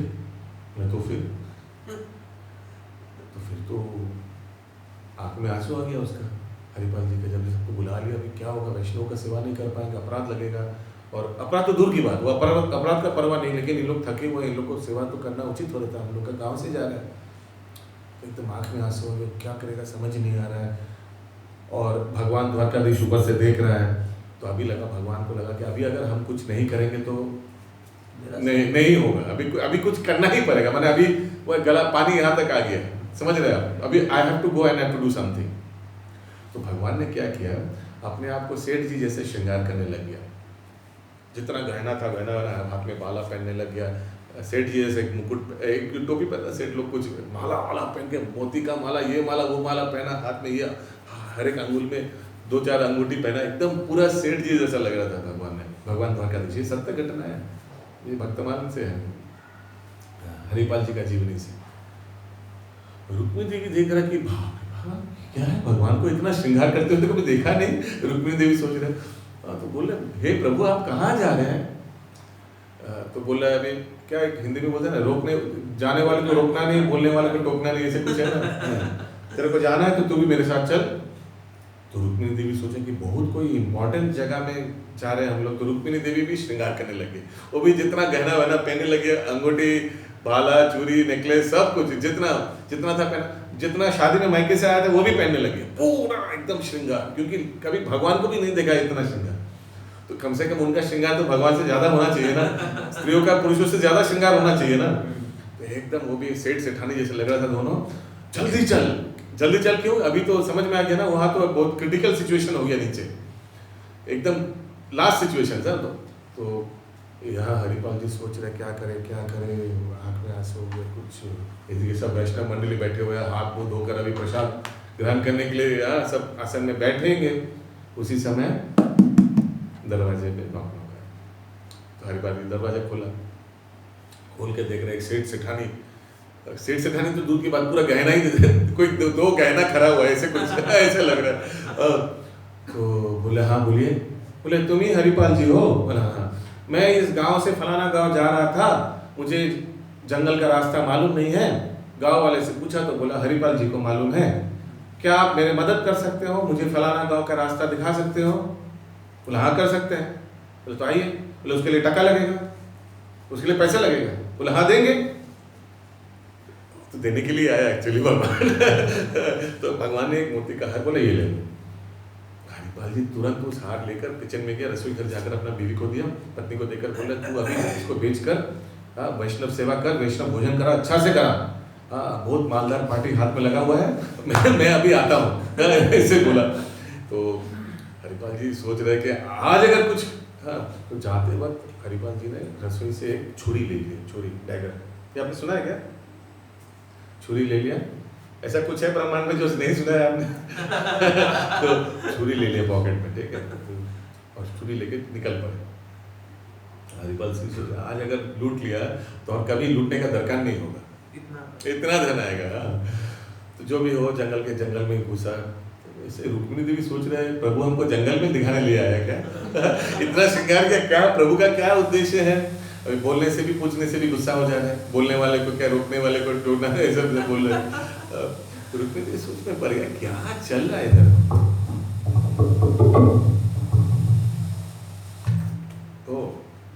तो फिर जंगल के प्रवेश किया। रुक्मिणी देवी सोच रहे इतना श्रृंगार बेकार किया, जंगल से इतना झाड़ी वाड़ी कांटा वाटा कहाँ से हम लोग जा रहे हैं। ठीक है प्रभु का इच्छा है, जरूर कुछ रोमांचक जगह में ले जाएंगे कुछ। तो चल रहा जंगल के रास्ते से, आगे हरिपाल जी, पीछे रुक्मिणी द्वारकाधीश जी। हरिपाल जी को विश्वास ही नहीं हो रहा है, सोच रहा मैं सपना देख रहा हूँ क्या? ऐसा तो नहीं सपना देख रहा हूँ, सपना देखने नहीं आता हूँ ना, ऐसे करके कर रहा है। और फिर बार पीछे मुड़ के देख रहा है। रुक्मिणी देवी को शक हुआ, जरूर दाल में कुछ काला है। बोल रहा है तू पीछे मुड़ के क्यों देख रहा है? हाँ नहीं माते, मैं नहीं माते। ठीक है ऐसे। जब जंगल के बीच, एकदम घना जंगल के बीच में गया तो हरिपाल जी डैगर निकाला, छुरी निकाला और बोला है जल्दी जितना घना है सब नीचे उतार, तो मार दूंगा, अभी मार दूंगा, गला काट दूंगा। बोलकर अपना पगड़ी खोला, हरिपाल जी उसको जमीन पे बिछा दिया, तो बोला सब इधर गाना जितना है सब रखो। ये सुनकर तुरंत द्वारकाधीश जी सब खोलने लग गया और सब खोल के देने लग गया। रुक्मिणी देवी तो गुस्से में खड़ा है, मुंह लाल हो गया, एकदम गुस्से में खड़ा है। और उनको और आश्चर्य लग रहा है कि भगवान जिनसे डरते हैं वो इस सामान्य व्यक्ति से डर रहे हैं और सब गहना खोल के दे भी दिया। हाँ, और दे भी दिया सब, जितना माला वाला अंगूठी सब खोल के दे दिया। और फिर बोला तू भी दे। हाँ, रुक्मिणी देवी को बोले तू भी दे, सब। रुक्मिणी देवी सोच रहे हो क्या रहा है इधर, what is happening here, what nonsense is happening है। सब दे भी दे रहे हैं और क्या हो रहा है। तो रुक्मिणी देवी भी प्रभु का आदेश है, स्वामी का आदेश है, तो आस्ते आस्ते कहना, बिना पूछे पूछ भी नहीं सकते, नहीं तो अभी डांट लगेगा। तो सब आस्ते आस्ते खोल के, मैंने अनिच्छा शब्द आस्ते आस्ते सब खोल के, जल्दी खोल। हरिपाल जी बोले जल्दी खोल सब। फिर रुक्मिणी देवी फटाफट सब कुछ खोला। अंगूठी जितना था, एक छोटा उंगली का अंगूठी था जो खुल नहीं रहा था। अभी तो होता ना कभी कभी टाइट हो गया, खुल नहीं रहा है। तो हरिपाल जी ने क्या किया, हद कर दिया। रुक्मिणी देवी का हाथ पकड़ा और दूसरे हाथ से वो अंगूठी खींच के निकाला। रुक्मिणी देवी को ये इतना गुस्सा आया, वो श्राप देने गया। हरिपाल जी जैसे श्राप देने गया तो द्वारकाधीश बोले, महाते श्राप मत देना, ये मेरा भक्त है, वैष्णव सेवा करेगा, श्राप मत देना। तो रुक्मिणी देवी फिर अपने आप को संभाल ली। ठीक है, जो भी हो, हरिपाल जी तो उनका तो लॉटरी लग गया, तुरंत उसको पोटली वोटली बांधा और फिर भी चलने लगा। जाओ उधर से चले जाओ, वो फलाना गाँव, ठीक है बोलकर चलने लगा। तो भगवान सोच रहे, अरे इतना माता बच्चे क्या आया, गहना वहना पहना, और ये इसको मालूम ही नहीं कि मैं कौन हूँ। कैसा लगेगा ना, अधूरा रह गया पूरा। मैं पहली बार कब से, मैं कितना साल से फेसबुक पे फॉलो कर रहा हूँ, अभी फाइनली उसको मिला, और मिला तो उसको पता भी नहीं चला कि मैं कौन हूँ ना, तो चीज़ अधूरा रह जाएगा ना। तो फिर जब जाने लगा हरिपाल जी, भगवान सोचा बोलूँ क्या, हरिपाल पूछी बोली दे। हरिपाल जब घूरा तो देखा साक्षात रुक्मिणी द्वारकाधीश जी की। तो साक्षात दर्शन दिया भगवान ने उन दोनों को, उनको भगवान रुक्मिणी द्वारकाधीश दर्शन दिया। दर्शन करके तो तुरंत हरिपाल दंडवत प्रणाम, हे प्रभु मैंने क्या किया, मेरा जीवन का जो लक्ष्य है उनको मैंने लूटा, क्षमा कर दीजिए प्रभु, ये लीजिए पोटली, ये लीजिए माथे आपका घना, मैं तो अधिक कर दिया, आपका हाथ पकड़ के ऐसे, क्षमा कर दिए प्रभु, बहुत बड़ा गलती हो गया, क्षमा कर दीजिए। भगवान बोले नहीं हरिपाल, मेरे को सब कुछ मालूम है। क्या मालूम है प्रभु आपको? तेरे को मालूम नहीं, मैं कब से तेरे को फॉलो कर रहा हूँ, मेरे को सब कुछ मालूम, तू वैष्णव सेवा करता हमको मालूम है, तो ये सब धन लूट ले ले, कुछ नहीं, हमको देने का दरकार नहीं, ले ले तू। बोले नहीं प्रभु मैंने, बोला अबे तू तो वैष्णव सेवा करेगा। बोले प्रभु अगर वैष्णव लोग को पता चल गया ना कि मैं आपको लूट के वैष्णव सेवा कर रहा हूँ तो कभी वैष्णव सेवा ग्रहण नहीं करेगा। हाँ प्रभु ले लो, प्रभु प्लीज क्षमा कर दिए। बोले नहीं हरिपाल मैं बोल रहा हूँ ना, ले लो तो फिर हरिपाल क्या करे, प्रभु का आज्ञा है ले लेने का, तो फिर ले लेते हैं। तो बोलता है हरिपाल कुछ मांगो। क्या मांगो प्रभु, आपका दर्शन मिल गया, पूरा जीवन धन्य हो गया, कुछ नहीं चाहिए प्रभु, आप बहुत बहुत धन्यवाद। मेरा बोला हरिपाल मैं कब से तेरे को, कितना भजन कीर्तन, कितना कठोर परिस्थिति में भी तूने वैष्णव सेवा छोड़ा नहीं, मैं बहुत फॉलो कर रहा हूँ। वैसे ही बोला भगवान ने, कुछ तो मांग, मेरे को अच्छा लगा। बोला हे प्रभु अगर कुछ देना है तो मेरा पत्नी को भी आप दर्शन दीजिए, क्योंकि उन्हीं के कृपा से, उन्हीं के सविज्ञता से एक्चुअली मैं वैष्णवों का सेवा कर पाया, तो कृपया मेरे गांव में आइए, पत्नी को दर्शन दीजिए। बोला हाँ जाएंगे। तो फिर रुक्मिणी द्वारकाधीश जी उनके गांव में गए, सिर्फ पत्नी को नहीं पूरा गाँववासी को दर्शन दिया। अरे वो ये होता है भक्तों का संगत, ये होता है वैष्णवों का प्रभाव। तो कहाँ से ये स्टोरी बताया था, क्या टॉपिक चल रहा था हरिपाल का? भगवान फॉलो करते हैं, हाँ श्री कृष्ण आकर्षणी से चल। तो जैसे भगवान को भक्त लोग आकर्षित हो जाते हैं भगवान के प्रति, भगवान की लीलाओं के प्रति, भगवान भी भक्तों की लीला के प्रति आकर्षित होते हैं, भक्तों को फॉलो करते हैं। उसी प्रसंग में मैंने ये हरिपाल जी का बताया। ठीक है, हरिपाल जी की तो वो कौन से बुक से? भक्तमाल। हाँ, बहुत फेमस बुक है भाई। नाभा जी, वैष्णव परंपरा में आता है। भक्तमाला ये गौरी मठ में मिलेगा आपको, तो ये गौरी मठ में नहीं, सॉरी ये गीता प्रेस में मिलेगा, ये बुक हिंदी में है, भक्तमाला। हरे कृष्ण। या कंटिन्यू प्रभु दिपेश प्रभु पढ़िए आगे।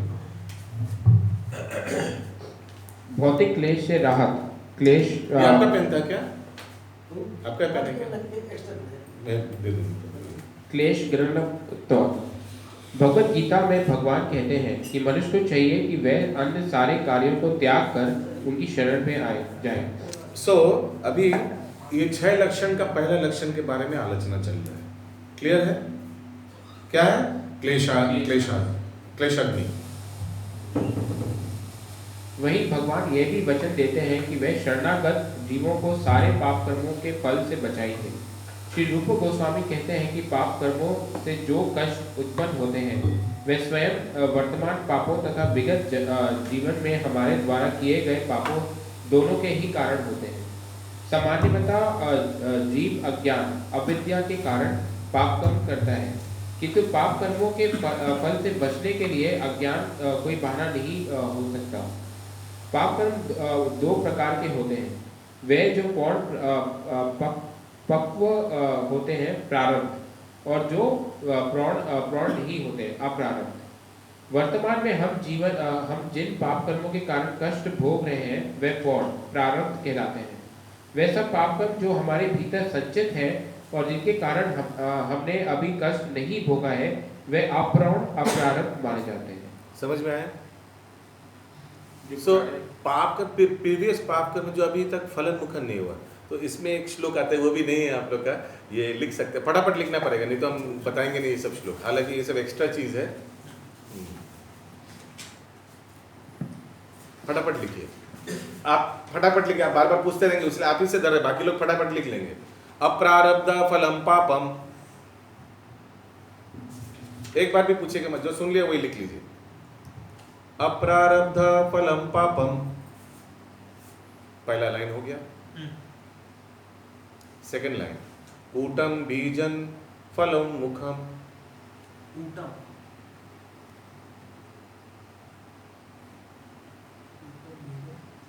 फलोन्मुखम, मैंने फल अभी मिलने ही वाला है पिटाई, फलोन्मुखम। कूटम बीजम फलोन्मुखम, अप्रारब्ध फलम पापम कूटम बीजन फलोन्मुखम, क्रमेणेव प्रलीयेत, क्रमेणेव प्रलीयेत। चौथा लाइन, विष्णु भक्ति रतात्मना,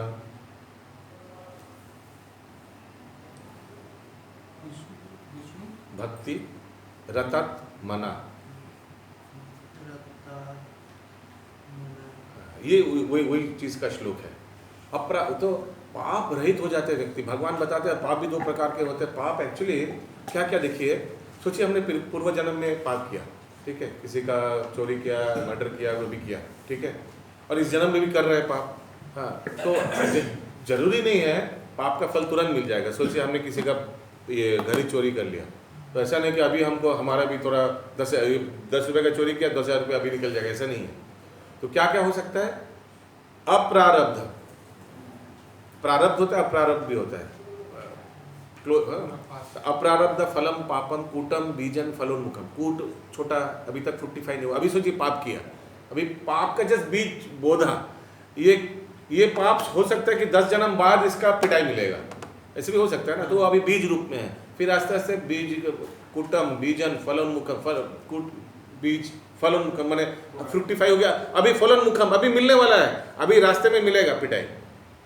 हाँ वो सब, लेकिन क्या हो, क्रमेणेव प्रलयते, जितना भी तरह का पाप है विष्णु भक्ति पूरा एकदम खत्म हो जाता है, क्रमेणेव आस्ते आस्ते सब खत्म हो जाता है। क्यों, कब खत्म हो जाता है? विष्णु भक्ति रहता, जब हम लोग विष्णु भगवान विष्णु का भक्ति करते हैं। हरि वो जितना तरह का पाप है, पिछले जन्म, ये जन्म, वो जन्म, सबका आस्ते आस्ते आस्ते क्रमेणेव खत्म हो जाता है। इतना पावरफुल है भगवान विष्णु का भजन कीर्तन। तो वो प्रारब्ध का मतलब यही होता है ना, पास्ट लाइफ कर्म, पास्ट लाइफ प्रारब्ध। अप्रारब्ध मीन्स अभी जो किया आपने, अभी जो गड़बड़ किया, मतलब इसी लाइफ में या इसी दौरान जो किया, वर्तमान। प्रारब्ध मतलब हो गया पुराना और अप्रारब्ध मतलब अभी न्यू, प्रेजेंटली। वर्तमान में हम जिन पाप कर्मों के कारण कष्ट भोग रहे हैं वे प्रौढ़ प्रारब्ध कहलाते हैं। वे सब पाप कर्म जो हमारे भीतर संचित हैं और जिनके लिए हमने अभी कष्ट नहीं भोगा है अप्रौढ़ अप्रारब्ध माने जाते हैं। अप्रारब्ध प्रारब्ध, ठीक है, पास्ट एंड प्रेजेंट, वर्तमान। उदाहरणतः हो सकता है कि किसी मनुष्य ने अपराध किए हो किंतु वे अभी तक उसके लिए बंदी ना बनाया गया हो, किंतु जो ही उसका पता चल जाएगा त्यों ही वह बंदी बना लिया जाएगा। इसी प्रकार हम अपने कथित पाए पाप कर्मों के द्वारा तो जरूरी नहीं है कि पता चल जाएगा, जब भी वो पता चल जाएगा तभी पिटाई होगा। हो सकता है कि पता चले ही ना, ऐसे भी होता है ना, बहुत पाप किया उसका किसी को, गवर्नमेंट को, सरकार को पता ही नहीं चला। हाँ, तो क्या होगा? उस सरकार को पता नहीं चला तो क्या होगा, भगवान को तो पता चला। तो पिटाई कहाँ मिलता है? सरकार से भी मिल सकता है, दूसरे भूत से भी मिल सकता है, दूसरे भूत माने दूसरे जीवों से मिल सकता है, या दो जीवन के बीच में भी मिल सकता है, कैसे? या आत्मा शरीर मिलकर। वो तो ज़्यादा डेंजर है वो तो छोड़ दीजिए, कौन सा, सभी डेंजर है। हाँ, तो यातना शरीर, मृत्यु के बाद यातना शरीर दिया जाएगा, यमालय में लिया जाएगा। और यातना शरीर क्यों देते हैं? क्योंकि पिटाई का सहन कर पाए, नहीं तो मर जाएगा। तो जब उसको सोचिए नॉनवेज खाने के लिए गर्म तेल में डाला जाएगा व्यक्ति को, तो वो तो 3-4 सेकंड के बाद ही मर जाएगा गर्म तेल में, लेकिन मरेगा नहीं, क्योंकि यातना। हाँ, आपको याद है? अरे कृष्ण, ऐसे मजा कर रहा हूँ। तो यही है यातना शरीर का खासियत। हाँ, तो पिटाई मिलते रहेगा उसका, जितना सोचिए 2500 मुर्गी खाया तो 2500 घंटा उसको तेल में रखेगा, फॉर एग्जांपल। एक मुर्गी के लिए 1 घंटा, तो 1 घंटा तो दूर की बात, तो 10 सेकंड में चला जाएगा, फ्राई हो जाएगा, लेकिन नहीं, मरेगा नहीं। ऐसा आगे उदाहरण हो सकता है कि किसी मनुष्य ने अपराध किए हो, किंतु वह अभी तक उसके लिए बंदी ना बनाया गया हो, किंतु जो ही उसका पता चल जाएगा त्यों ही वह बंदी बना लिया जाएगा। इसी प्रकार हम अपने कथित पाप कर्मों के द्वारा भविष्य में होने वाले कष्टों की प्रतीक्षा करते रहते हैं, और कुछ ऐसे पाप कर्म हैं जो गौण प्रारब्ध होते हैं, जिसके कारण हम इस समय कष्ट भोगते हैं। इस प्रकार पाप समझ में आ रहा है? सब समझ में आ रहा है? नहीं आ रहा तो पूछेगा। इस प्रकार पाप कर्मों एवं तज्जलित कष्टों की श्रृंखला बन जाती है, और बद्ध जीव इन पापों के कारण जन्म जन्मांतर कष्ट उठाता रहता है। वह अपने वर्तमान जीवन में विगत जीवन के पाप कर्मों के फल के कारण कष्ट भोगता है, और साथ ही वह अगले जीवन के लिए अधिक कष्टों को मोल लेता है। जब कोई किसी जीर्ण रोग से पीड़ित होता है तो वह किसी मुकदमे में फंस जाता है, किसी निम्न कुल में जन्म लेता है, या अशिक्षित रह जाता है, अथवा बदसूरत दिखता है, तो इसे प्रौढ़ पाप कर प्रारब्ध का प्राकट्य जानना चाहिए। समझ में आया? बदसूरत हुआ, अभी तो कुछ किया नहीं, बदसूरत क्यों हुआ? आगे तो बदसूरत होने का क्या होगा? फॉल्सिगो लो रहेगा, it's like a punishment. These are the different kinds of punishment other than hellish planets का पनिशमेंट। यहाँ का पनिशमेंट ऐसे ऐसे प्रकार से आ सकता है, ऐसा नहीं कि हमेशा पिटाई होगा, ऐसे ऐसे कुछ रहित होंगे आप, ऐश्वर्य से रहित, सुंदरता से रहित, धन संपत्ति से रहित, ऐसे। ठीक है, आगे। ऐसे अनेक विगत पाप कर्मों के फल हैं जिनके कारण हम इस समय कष्ट भोगते हैं, और अपने वर्तमान पाप कर्मों के कारण हम भविष्य में कष्ट भोगेंगे, किंतु इन समस्त पाप कर्मों के फल तुरंत समाप्त हो सकते हैं यदि हम कृष्ण भावना अमृत को ग्रहण कर लें। हरे कृष्णा। उससे क्या होगा? अभी नया कुछ फ्रेश पाप नहीं करेंगे, करेक्ट? अभी और नया मुर्गा नहीं मारेंगे, एक दूसरा क्या, जो पुराना ऑलरेडी कर चुके हैं वो भी आस्ते आस्ते घटते जाएगा। अभी घटने का भी अर्थ है, पाप कर्म जो ऑलरेडी हो चुका है उस 3 प्रकार से घटता है। एक है भगवान, सोचिए आपने 100 यूनिट पाप आपका बैलेंस है, समझ में आ रहा है माता जी? पुराना 100 यूनिट बैलेंस है, क्या कर सकता है भगवान? रबड़ लेकर पूरा 100 मिटा सकता है। पूरा 100 मिलेगा नहीं, हो सकता है भगवान कर सकता है ना कि कुछ भी नहीं मिलेगा आपको, जाइए, बहुत अच्छा, बढ़िया। भगवान और एक भी चीज़ कर सकता है। 100 है, उसको बोला ठीक है आपको 70 नहीं मिलेगा, 30 मिलेगा प्लीज़ तो 70 मोड़ दिया, 30 मिल गया, ठीक है। तो भक्त एनीवेज, भक्त तो ये सोचता है ना कि मैं भक्ति में आ गया, मेरे को और ज़्यादा मिलना चाहिए था, मेरे को कम मिल रहा है। ऐसे यही वाला लॉजिक है कि भगवान कुछ मिटा दिया, या भगवान ऐसे भी कर सकता है कि 100 का 100 ही मिलेगा आपको। हाँ, लेकिन पहले अब भगवान ने आपको एनेस्थीसिया दे देगा। कुछ दिन आगे मैं वो दांत वो क्या बोलते हैं उसको, कटिंग करने वाले गया था, सॉरी डेंटिस्ट तो है, हरे कृष्णा तो डॉक्टर ने मुझे एक च्युइंगम खिला दिया था, तो मैंने च्युइंगम चबाया तो फिर वो एनेस्थीसिया था एक्चुअली, है ना। तो फिर कुछ लगा नहीं, फिर वो कुछ सेंसेशन, कुछ फीलिंग ही नहीं हुआ। वो है भगवान ये भी कर सकता है। भक्त लोग का टाका लॉस, ये लॉस, यो लॉस, फर्क ही नहीं पड़ा, वो भजन कीर्तन में लगा हुआ था। ऐसे हो सकता है, होता है ना भक्तों का जीवन में। मैंने उदाहरण दिया था ना कि जब वो 2010 या 9 में जो शेयर मार्केट अचानक गिर गया था, कितना लोग बॉम्बे में सुसाइड कर लिए, तो उसी रात को कम से कम बहुत स्टॉक ब्रोकर्स सब हैंग देमसेल्फ। किसी का 10 करोड़, किसी का 50 करोड़ लॉस हुआ, कोई सहन नहीं कर पाएगा इसको। लोग सोच रहे हैं कर्जे में डूब गया ना, रातों रात कर्जे में डूब गया अभी तो। लेकिन भक्त लोग भी हुआ था ऐसे, भक्त लोग का भी हुआ, लेकिन उन लोग ऐसे वर्स्ट क्या होगा, सबसे ज़्यादा खराब सिचुएशन होगा, माला लीजिए गुरुदेव का और राधा कुंड में जाके बैठ जाइए प्रसाद तो मिलते ही रहेगा, भंडारा रखते रहता है, हाँ रहना वही है जब ठाकुर जी का माला, ठाकुर जी का नाम ही जब करना है। मैं बस सिचुएशन भक्त क्या करेगा, सब कुछ छोड़ छाड़ गया, कुछ सब चला गया तो यही करेगा, है ना। हालांकि नहीं जाने से भी ये करना चाहिए, पूरा भगवान का ही आश्रित लेना चाहिए, लेकिन हाँ तो लेकिन जो अभक्त है वो तो सहन नहीं कर पाएगा, उसका तो टाका ही सबसे सब था जीवन में, और हाँ और वही चला गया। ये है वो थर्ड वाला उपाय, एनेस्थीसिया वाला। यस आगे। ऐसे अनेक विगत पाप कर्मों के फल हैं जिनके कारण हम इस समय कष्ट भोगते हैं, और अपने वर्तमान पाप कर्मों के कारण हम भविष्य में कष्ट भोगेंगे। किंतु इन समस्त पाप कर्मों के फल तुरंत समाप्त हो जाते हैं यदि हम कृष्ण भावनामृत को ग्रहण करें। विष्णु भक्ति रतत मना। इसके प्रमाण स्वरूप श्रील रूप गोस्वामी श्रीमद् भागवत से 11.14.19 उदाहरण देते हैं। ये श्लोक भगवान कृष्ण द्वारा उद्धव को दिए गए उपदेश से संबंधित है, जिसमें वे कहते हैं, हे उद्धव, मेरी भक्ति उस प्रज्वलित अग्नि के समान है जो इसमें डाले गए असीम ईंधन को जलाकर खाक बना सकती है। तात्पर्य यह है कि जिस प्रकार प्रज्वलित अग्नि किसी भी मात्रा में ईंधन को जलाकर खाक कर सकती है, इसी प्रकार कृष्ण भावनामृत में भगवान की भक्ति सारे पाप कर्मों के ईंधन को जला सकती है। क्या था वो श्लोक नंबर एक बार देख के लेते हैं, कितना था? 11.14.19 11.14.19 11। हाँ प्रभु 11। स्कंद 11 है ना? हाँ स्कंद 11। देवावती कपिल शिक्षा स्कंद 11 में नहीं आता है, शायद उद्धव जी को बोल रहे हैं। SB 11.17.46 खुली उधर, नेटवर्क ही नहीं है, मिला किसी को?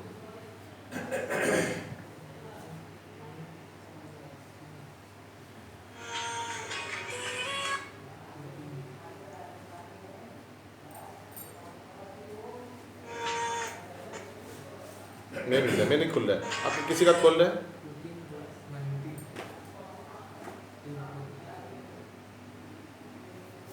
नहीं तो वो श्लोक देख लेता है।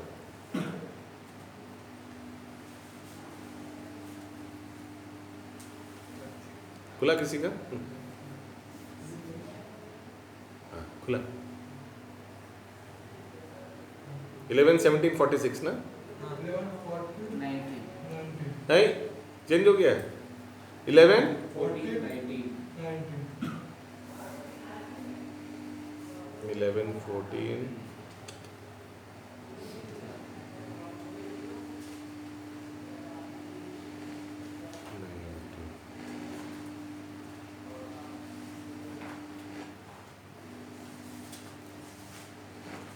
पहला पेज खुल रहा है, दूसरा पेज नहीं खुल रहा है। ठीक है। यथाग्नि सुसमृत प्रभु माइकटा जरूर कर देना। यथाग्नि सुसमृद्धार्चे यरो तेधाम सुभाष ससात तद्मात् तथामत विषया भक्तिर उद्धवाय नाम श्री कृष्ण सा।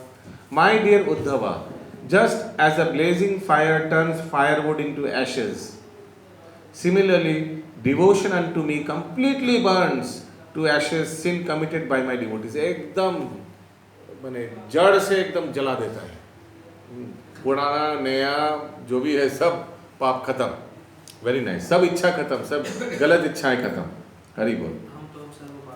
हाँ, इसका एक्चुअली दूसरा एक श्लोक आता है, तद्गदा मूलहंत्री। ये हमको याद नहीं आ रहा है, ये शायद ये उपदेशामृतम का श्लोक है ना, तद्गदा मूलहंत्री, पूरा माने जड़ से उखाड़ के फेंक देता है भक्ति। कौन सा श्लोक था उपदेशामृतम में? तद्गदा मूलहंत्री, मन है को उपदेशामृतम में।